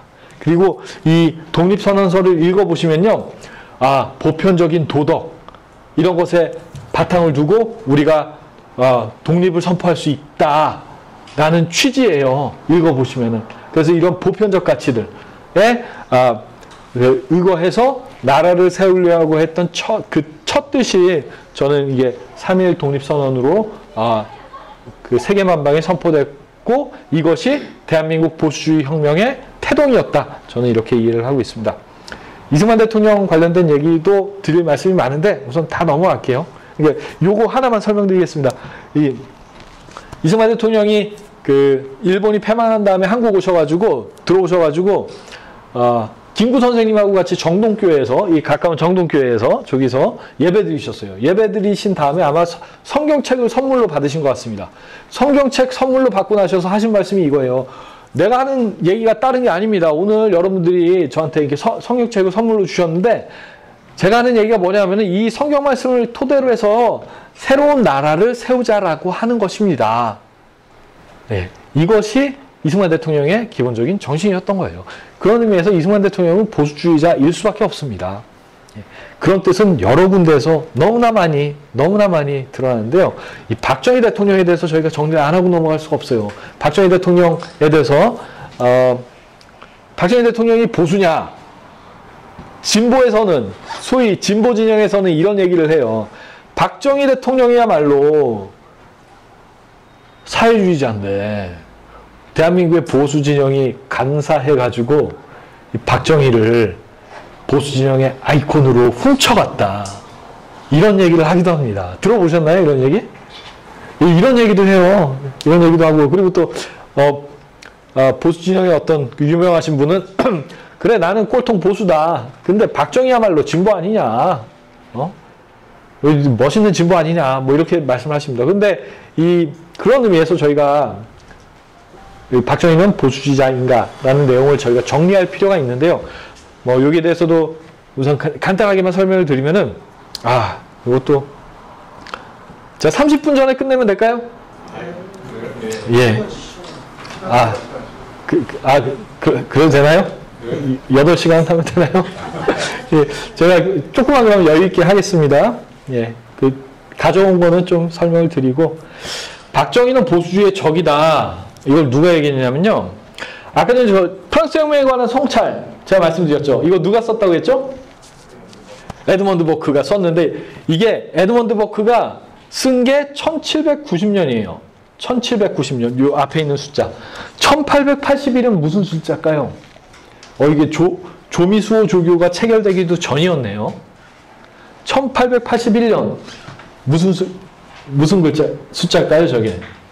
저게 프랑스 혁명에 관한 성찰이 일본어로 번역된 연도입니다. 100년 정도 걸렸어요. 뒤에 있는 글씨는 뭘까요? 2008. 한국어로 번역된 연도입니다. 이게 이 숫자를 보면 좀 답답해요. 그렇죠? 답답해요. 그런데 더 답답한 게 있어요. 더 답답한 게. 이 프랑스 혁명에 관한 성찰을 이태숙 교수님이라는 분이 번역을 하셨어요. 2008년도에 하셨는데 이분이 그냥 이렇게 구분하면 진보 좌파 쪽에 계신 분이에요. 이게 무슨 말이냐면은 성경책을 스님이 번역하신 겁니다. 성경책을 스님이 번역하신 거예요. 그러면 이게 성경책을 스님이 번역하시면은 이게 번역이 제대로 될까요? 문제가 있어요. 이게 프랑스 혁명에 관한 성찰, 제일 앞쪽에 한 40페이지 정도 읽어보셨다니까? 40페이지 정도 이태숙 교수님이 자기 나름대로 이해하고 평가한 보수주의에 대해서 정리한 파트가 나옵니다. 그런데 제가 봤을 때는 너무 잘못됐어요. 너무 잘못됐는데 너무 안타까운 건 뭐냐면은 이분이 이런 책을 번역하시고 나니까 소위 보수적인 성향에 있는 학자분들도 이분의 연구를 인용하시면서 보수주의는 이런 거라고 하시면서 인용을 하시면서 설명을 하세요. 너무 답답해요. 너무 답답하고 안타까운 게 지금의 현실입니다. 너무 안타까워요. 그리고 강정인 교수님, 이런 분이 있는데 서강대 철학과 교수님인데 이분이 또 좌파 진보예요. 진보 좌파라고 하시는 분인데 그 용어에 대해서는 사실 저는 적절하지 않다고 생각하는데 진보 좌파란 어쨌거나 이분이 또 에드먼드 버크의 책을 번역을 하십니다. 그래서 보수와 진보 그 의미에 관한 분석적 소고 이게 논문을 쓰셨는데 에드먼드 버크 관련된 내용이에요. 그러면서 그 논문에 이런 설명을 붙이세요. 그러면 이제 현재적 시각에서 에드먼드 버크가 살아있다고 할 때 박정희를 어떻게 보겠냐. 보수 진영에서 박정희 소위 이렇게 하여튼 이렇게 찬양하는데 에드먼드 버크가 그랬을까? 아니야. 박정희는 헌정 질서를 파괴한 폭력으로 전복한 반도야. 보수주의의 적이라고 규정했을 거야. 라는 게 이분의 결론입니다. 그런데 여기에 대해서 보수 진영에서 제대로 된 어떤 반박이나 반론이나 이런 것들이 없어요. 없습니다. 이게 너무 안타까운 현실인 것 같아요. 그러면은 저희가 한번 살펴볼게요. 보수주의가 박정희 대통령을 보수주의로 볼 수 없을까요? 제가 말씀드렸습니다. 보수주의는 성경적 세계관이 인류사에 제시한 보편적 가치를 수호하고 지키려는 태도이며 자세라고 했을 때 인간의 존엄, 책임있는 자유, 거짓을 떠난 진리 이런 보편적 가치를 기준해서 봤을 때 저는 박정희 대통령을 보수주의자로 보지 못할 이유가 없을 것 같아요. 에드먼드 버크도 박정희야말로 보수주의자다라고 얘기할 것 같아요. 저는 설명을 좀 드릴게요. 인간의 존엄을 보장하는 최소한의 경제적 자유를 확보하신 분이 박정희 대통령입니다. 그리고 인간의 존엄을 중대하게 침해하는 안보적 위협을 해소하신 분이 박정희 대통령이에요. 이때 미국이 닉슨 독트린 선언했어요. 닉슨 독트린 때문에 그 교과서요, 여러분들. 제가 한국사 교과서 읽어보면서 정말 속이 뒤집혔는데 닉슨 독트린 얘기하면서 동서간의 냉전을 종식시키고 이렇게 화해 모드를 시작한 뭐 이렇게 획기적인 역사적 사건인 것처럼 이렇게 설명을 해요. 그런가요, 여러분? 이 닉슨 독트린 때문에 대한민국 망할 뻔했어요. 그렇죠? 미군 철수하겠다고 하는데 6만 명 중에 그때 2만 명 실제로 철수했습니다. 그리고 6만 명 다 빼는 게 원래 전략이었어요. 그럼 대한민국 나만 안 와요. 닉슨 독트린 때문에 캄보디아에서 킬링필드가 일어났습니다. 여러분들 아세요? 이거 잘 모르세요, 사람들이. 닉슨 독트린 딱 선포하고 나니까, 그리고 또 베트남에서 철군 시작해요. 그러고 나니까 캄보디아에 원래 그 론롤 정권이라고 있었습니다. 친미 정권이었는데 안 되겠다 이러고 하와이로 망명해버립니다. 그러고 나니까 크메르루즈가, 폼폴츠가 프놈펜을 장악하게 된 거예요. 쌀공 함락하는 날 하던 그 무렵에. 그래서 프놈펜에 들어갈 때 그 크메르루즈 들어갈 때 처음에는 거기 있던 사람들이 막 박수치고 그랬어요. 와, 이제 뭔가 좀 이전 정권 지긋지긋했는데 이제 뭔가 좀 새로운 날이 오려나 막 이러면서 박수치고 했는데 그날 오후에 도시 소개령을 내립니다. 그러니까 도시를 다 비워라. 우리는 농업에 기반한 사회주의 천국을 만들 거야. 그러니까 도시는 이 자본주의의 상징이고 우리가 추구하는 농업에 기반한 사회주의의 반동이지. 그러니까 도시를 다 소개해버리고 지식인들 학살하고 300만 명 죽었습니다.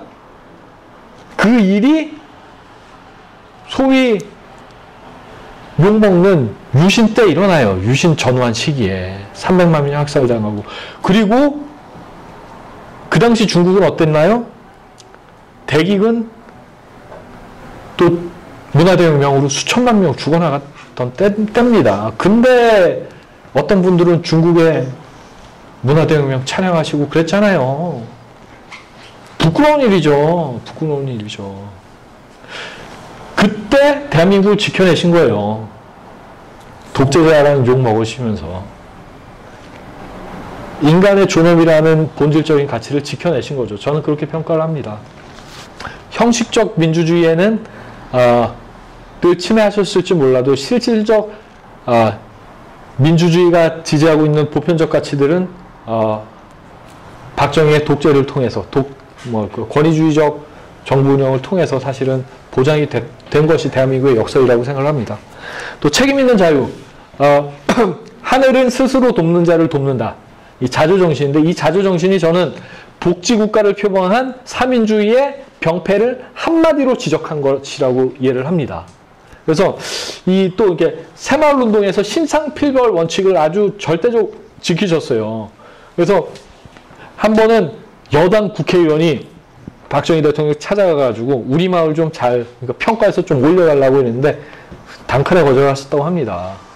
그래서 지역에도 구애받지 않으시고 그 신상필벌의 원칙을 객관적으로 적용을 하셔가지고 새마을운동 이뤄내셨어요. 농촌의 기적 이런 것들 사실 70년대 지나오면서 초가집 다 없어진 거잖아요.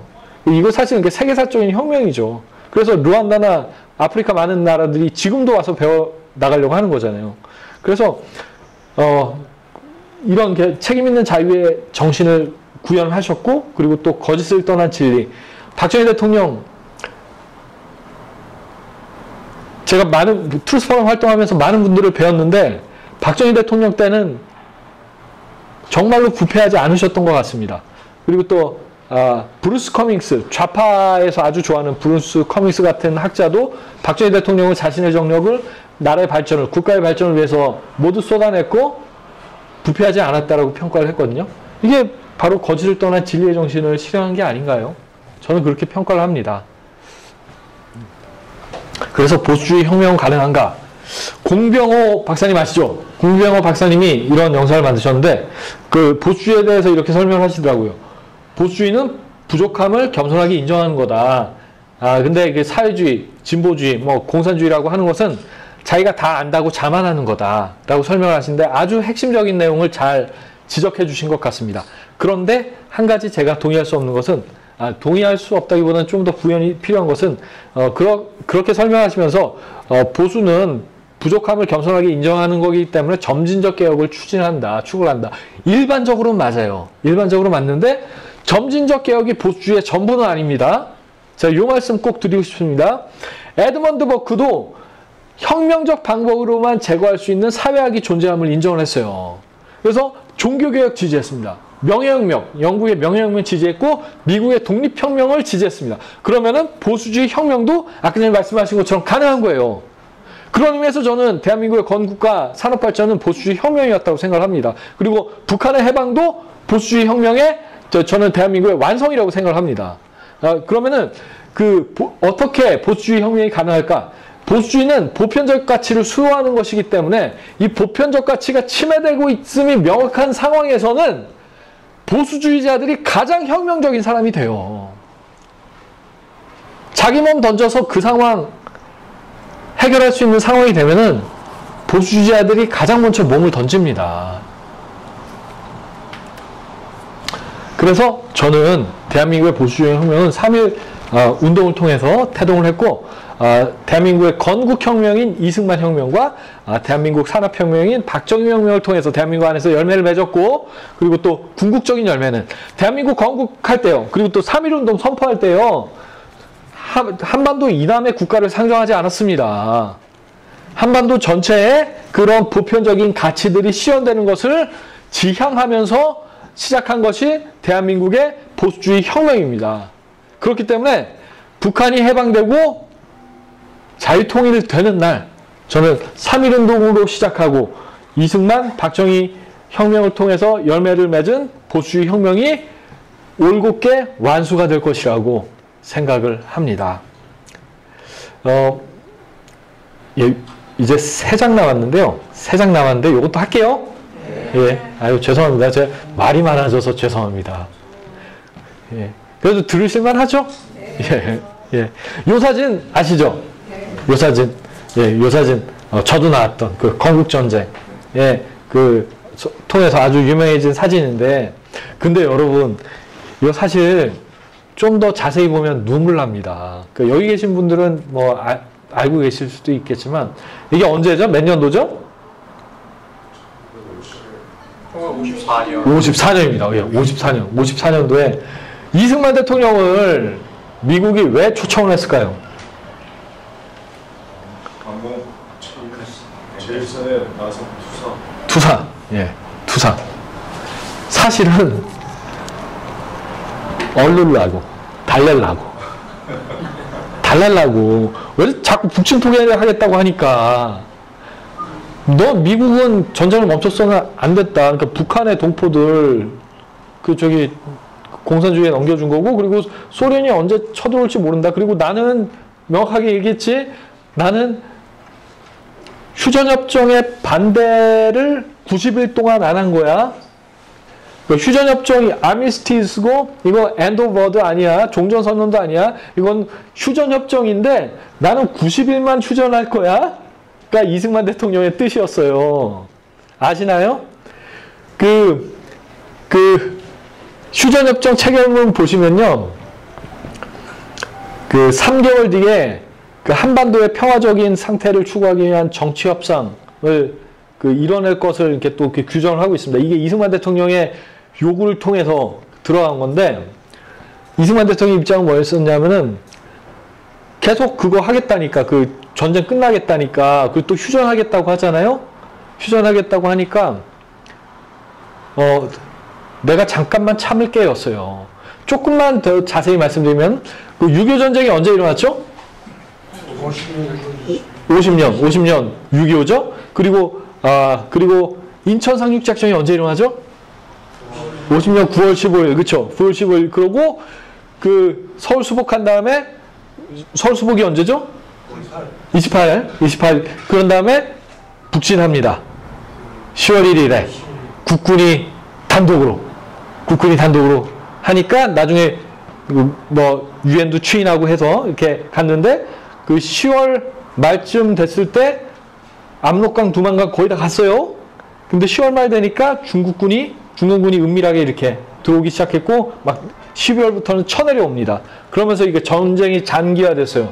그럼 이 책임을 누가 져야 되나요? 미국 입장에서는 2차 대전 끝낸 것도 얼마 안 됐고, 한국전 오기도 싫었는데, 그리고 또, 원래는 인천 상륙작전도 처음에는 원래는 그 38선 상태의 회복이에요. 처음에는. 근데, 이거 무너진 거다. 38선 북한이 깼지 않냐. 그러니까 이승만 대통령 우리 북진에서 통일을 깨야 된다. 막 이런 주장한 거예요. 거기에 동조한 게 메가더 장군입니다. 메가더 장군 더 나가서 중국이 공산화된 게 언제죠? 49년이에요. 그러니까 얼마 안 됐어요. 중국도 해방시켜야 된다. 만주에다가 원자 폭탄 뭐 이런 얘기하고 이러니까.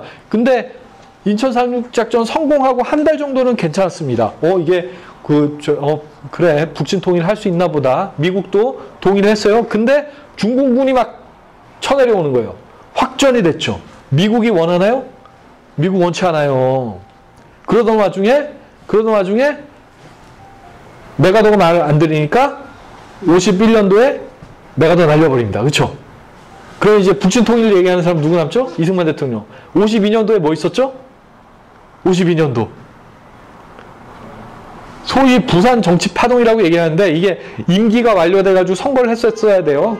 원래는 대통령을 이제 간선으로 국회의원들이 뽑게 되는데 전쟁이 없었으면 그렇게 했어야 되겠죠. 근데 전쟁 중에 미국 입장에서는 이승만 대통령이 자꾸 북진 통일 막 이런 얘기를 하니까 날려버리려고 사실 선거를 통해서 국회의원들을 통해서 날려버리려고 물밑 작업을 엄청 했습니다. 부산 정치 파동이라는 직선제 개헌을 한 이유가 사실은 미국과의 싸움이었어요. 이걸 너무나 많은 분들이 모르세요. 왜 싸우셨죠? 북한 해방하기 위해서.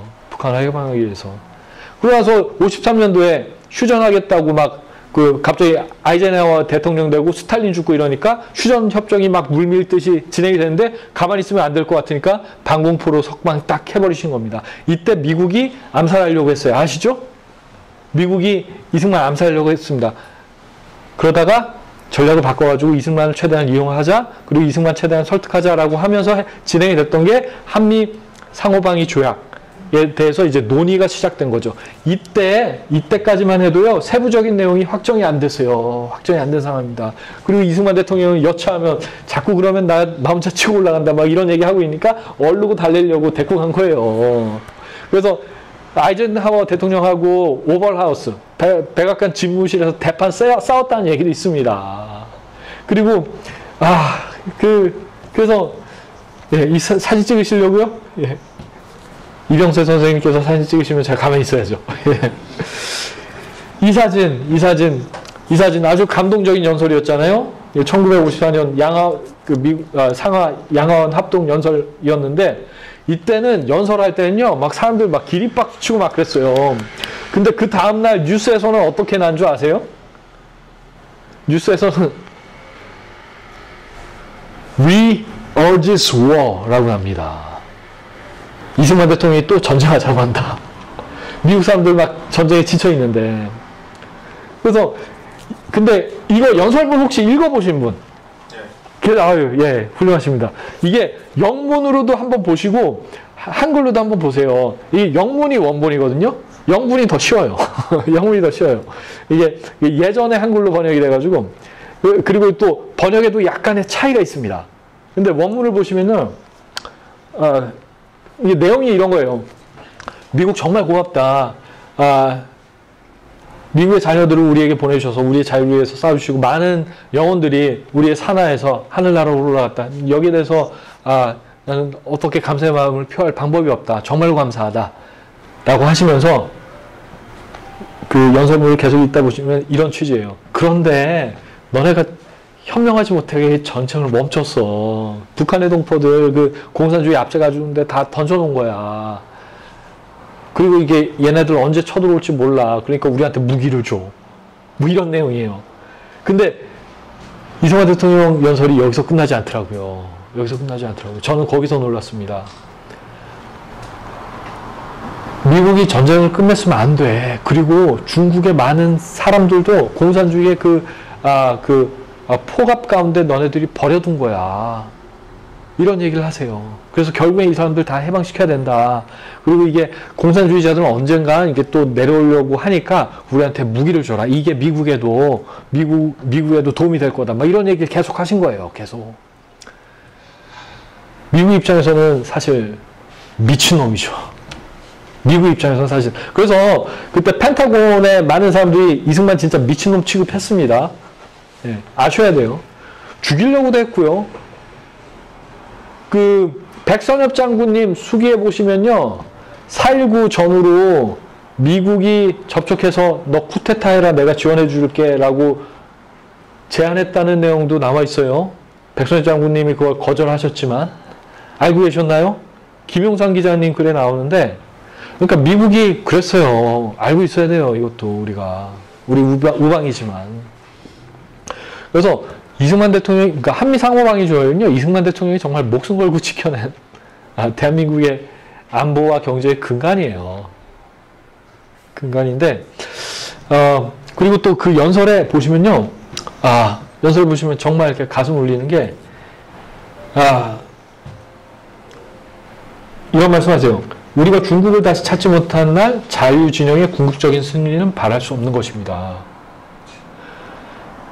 70년을 예견하신 거죠. 그렇죠? 닉슨 도서관 앞에서 연설 누가 했죠? 얼마 전에 지난 트럼프 정권 때 폼페이오 장관이 닉슨 도서관 앞에서 연설했습니다. 뭐였냐면은 닉슨 독트린 잘못됐다라는 거였어요. 우리가 중국 프랑켄슈타인을 키웠다라는 게 핵심이었습니다. 이승만 대통령이 70년 전에 예견하신 거죠. 예. 저는 이 연설을 읽으면서 아까 전에 말씀을 이미 드렸지만 시간적 순서를 맞춰보니까 정말 소름이 돋더라고요. 북한은 UN 북한인권조사위원회 보고서가 얘기하는 것처럼 유일한 반인도 범죄 국가죠. 세계에서. UN 북한인권조사위원회 보고서 결론 2014년에 나온 보고서의 결론은 뭐냐 하면은 인륜에 반하는 극악 무도한 범죄, 반인도 범죄가 북한 정권에 의해서 조직적으로, 체계적으로 북한의 전제역에서 자행되고 있다. 북한 정권에 의해서 자행되고 있는 인권 침해의 참상은 어디에도 유례가 없는 것이다. 우리는 이러한 국가 시스템을 전체주의 국가라고 한다. 이게 UN 북한인권조사위원회 보고서의 결론입니다.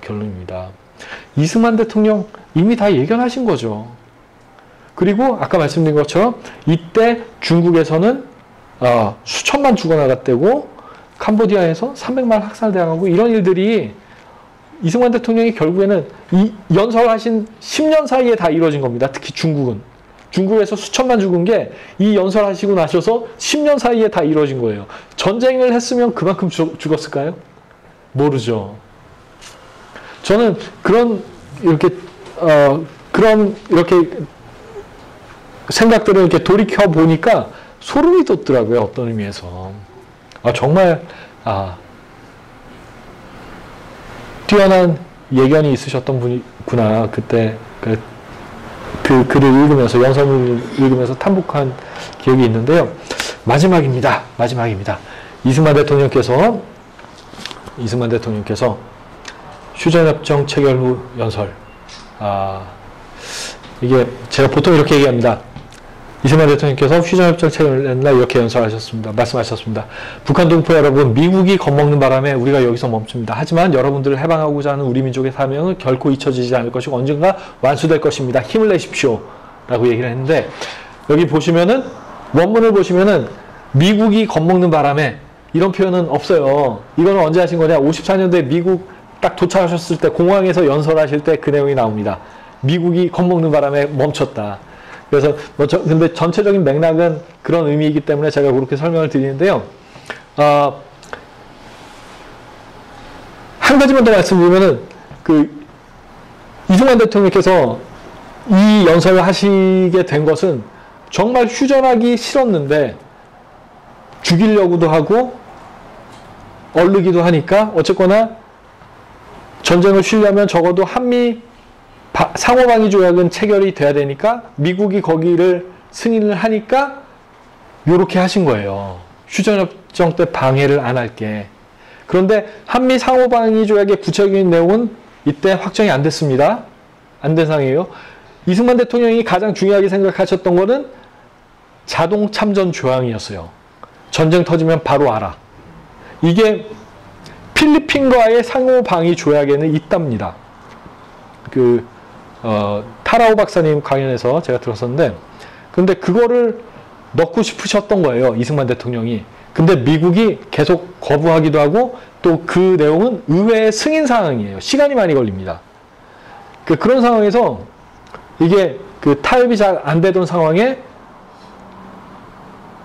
절충안으로 찾아낸 게 뭔지 아세요? 인계철선입니다. 인계철선. 수도 서울과 휴전선 사이에 미군을 배치해라.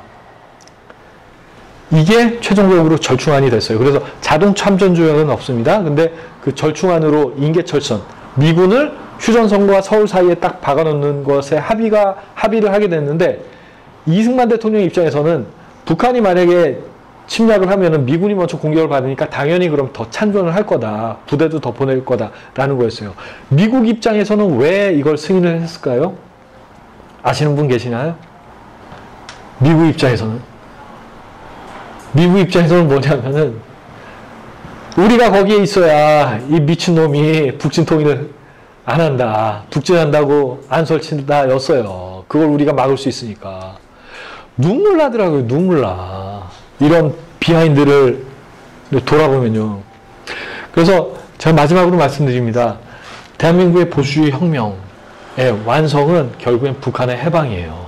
북한의 해방이고, 우리가 이 인간의 존엄과 자유, 그러니까 진리, 이러한 보편적 가치들이 북한에 실현된 날, 그날이 바로 대한민국 건국의 완성이고 또한 대한민국 보수주의 혁명의 완성을 이루는 날입니다. 이승만 학당 여러분들께서 정말 귀한 분들이세요. 아까 말씀드린 것처럼 대한민국에서 가장 큰 거짓말과 싸우고 계신 겁니다. 여러분들께서. 우리가 이 싸움을 잘 싸워 이겨서 이날을 함께 꼭 만들어 나갔으면 좋겠습니다. 제가 너무 길어졌는데요. 죄송합니다. 감사합니다.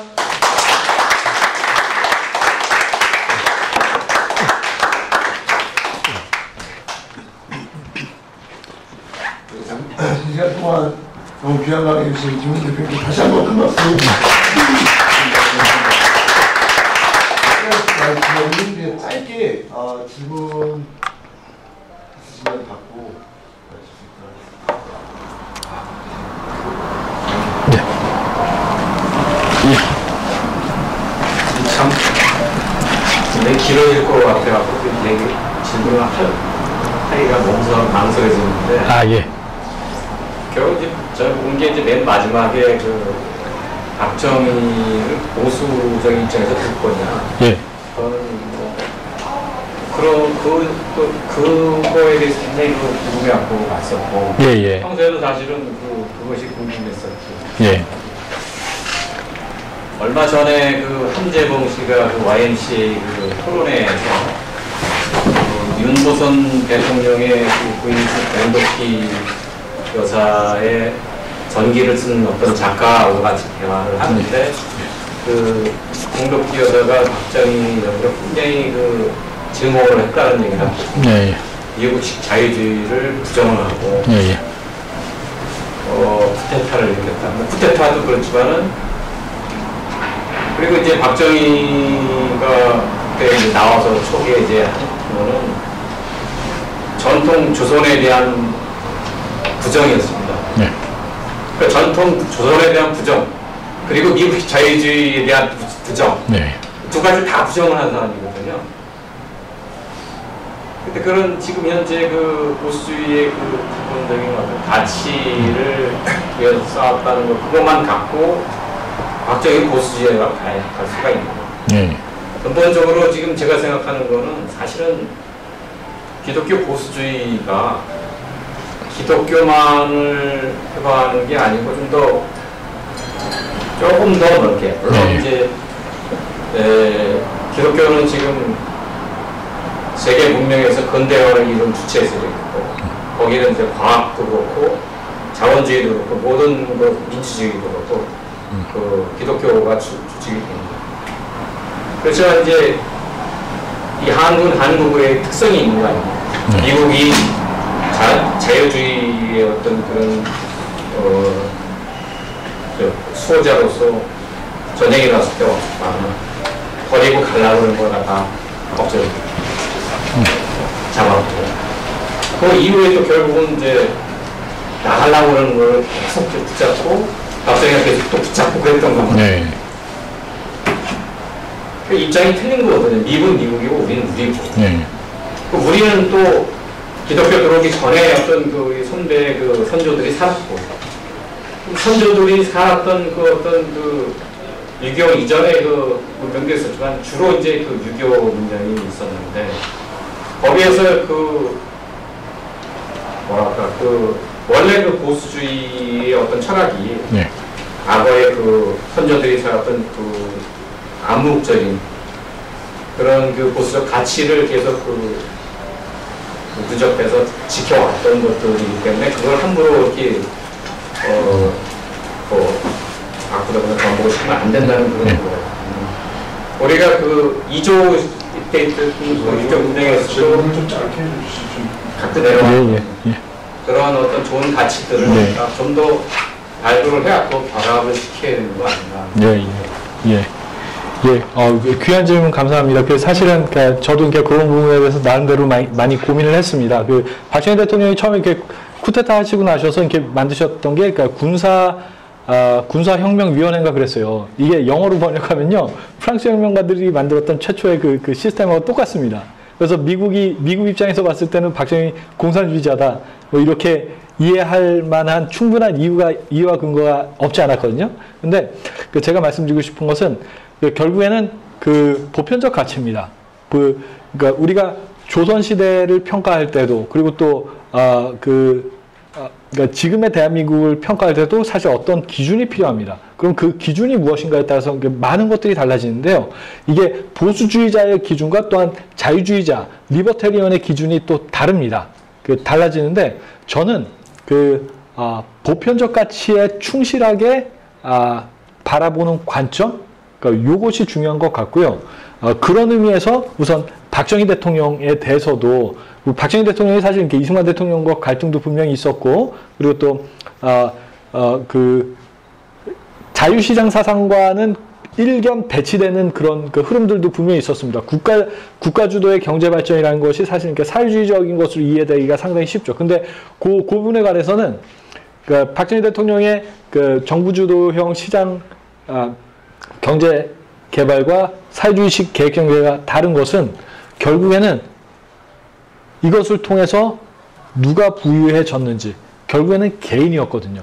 개인의 자유가 확대되는 방향의 정부의 간섭이고 개입이었거든요. 그리고 또 박정희, 제가 이해하기로는 이 시장이, 그러니까 시장은 그냥 딱 던져놓는다고 해서 사실 어떤 의미에서 이렇게 돌아간다라는 것이 사실 어떻게 보면 시장자유주의적인 접근인데, 그리고 또 저는 이렇게 시장의 자연적인 이런 이렇게 섭리와 질서를 최대한 이용해서 재화와 서비스를 용역을 공급하는 방향으로 가야 된다는 것을 지지하는 사람이긴 하지만, 시장 자체가 타락할 수도 있습니다.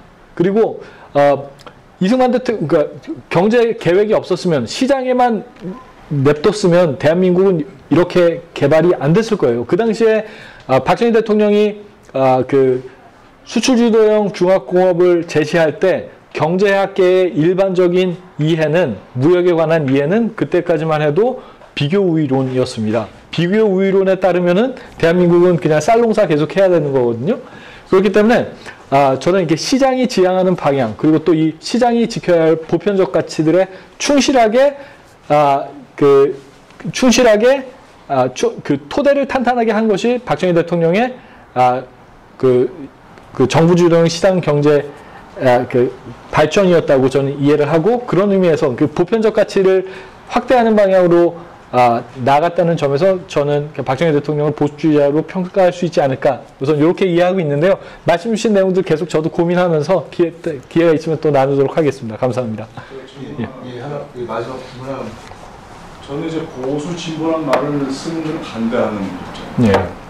보통 이제 미국도 그렇죠. 우리나라 그 사회를 이제 우파와 좌파의 대립으로 좀 보잖아요. 네. 그래서 지금 조정동 그 3대 1간주도 뭐 우파 좌파란 말을 안 쓰고 보수 진보란 말을 쓰는데 저는 이제 어떻게 보면 용어 전쟁에서 우리가 좀 피하고 있다고 생각을 하고 있거든요.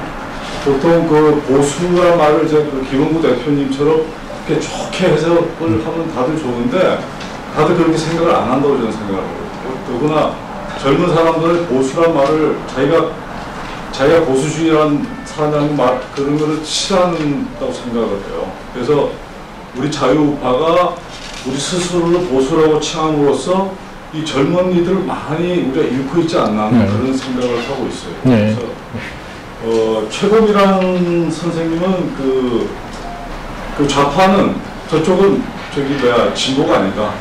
우리 보수는 자유를 추구하는 그런 개인의 자유를 존중하는 입장이지만 저쪽 그 좌파는 전체주의를 추구하기 때문에 저기는 진보가 아니라 저기는 수구다 이런 얘기를 하시더라고요. 그래서 진짜 진보는 보수 안에 있다. 그러니까 그래서 보수 우파, 진보 우파 이렇게 나누자 이런 말씀도 이제 하셨는데 그런 의미에서 저는 용어 전쟁에서 펴하고 있다는 생각을 하고 있기 때문에 그 보수란 말을 쓰기를 조금 꺼려하는 그런 입장에서 이런 그 용어 전쟁이라든지 이런 대립 구도에 대해서 어떻게 생각하고 있는지 손해를 보고 있지 않는지 그 말씀도 충분히 공감하고 저도 그렇기 때문에 아까 전에 말씀드렸는데 그래서 대한민국 세력, 반대한민국 세력으로 구분으로 나가는 것이 전략적으로 또 타락하다고 생각을 하는데 그런데 보수주의가 뭔지에 대해서는 사실 또 정확하게 이해는 또 하고 있어야 됩니다.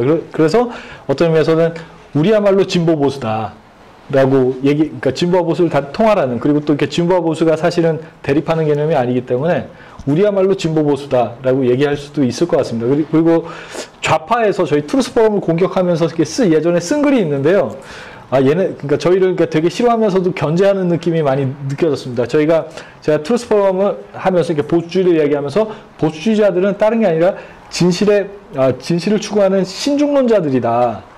그래서 이렇게 보수라는 게 결국엔 신중론자들이다. 그러니까 어떤 그러니까 무모한 어떤 이렇게 사회적 실험이나 이런 것들을 이렇게 배격하고 선대 경험과 진실을 추구하는 신중론자들이라.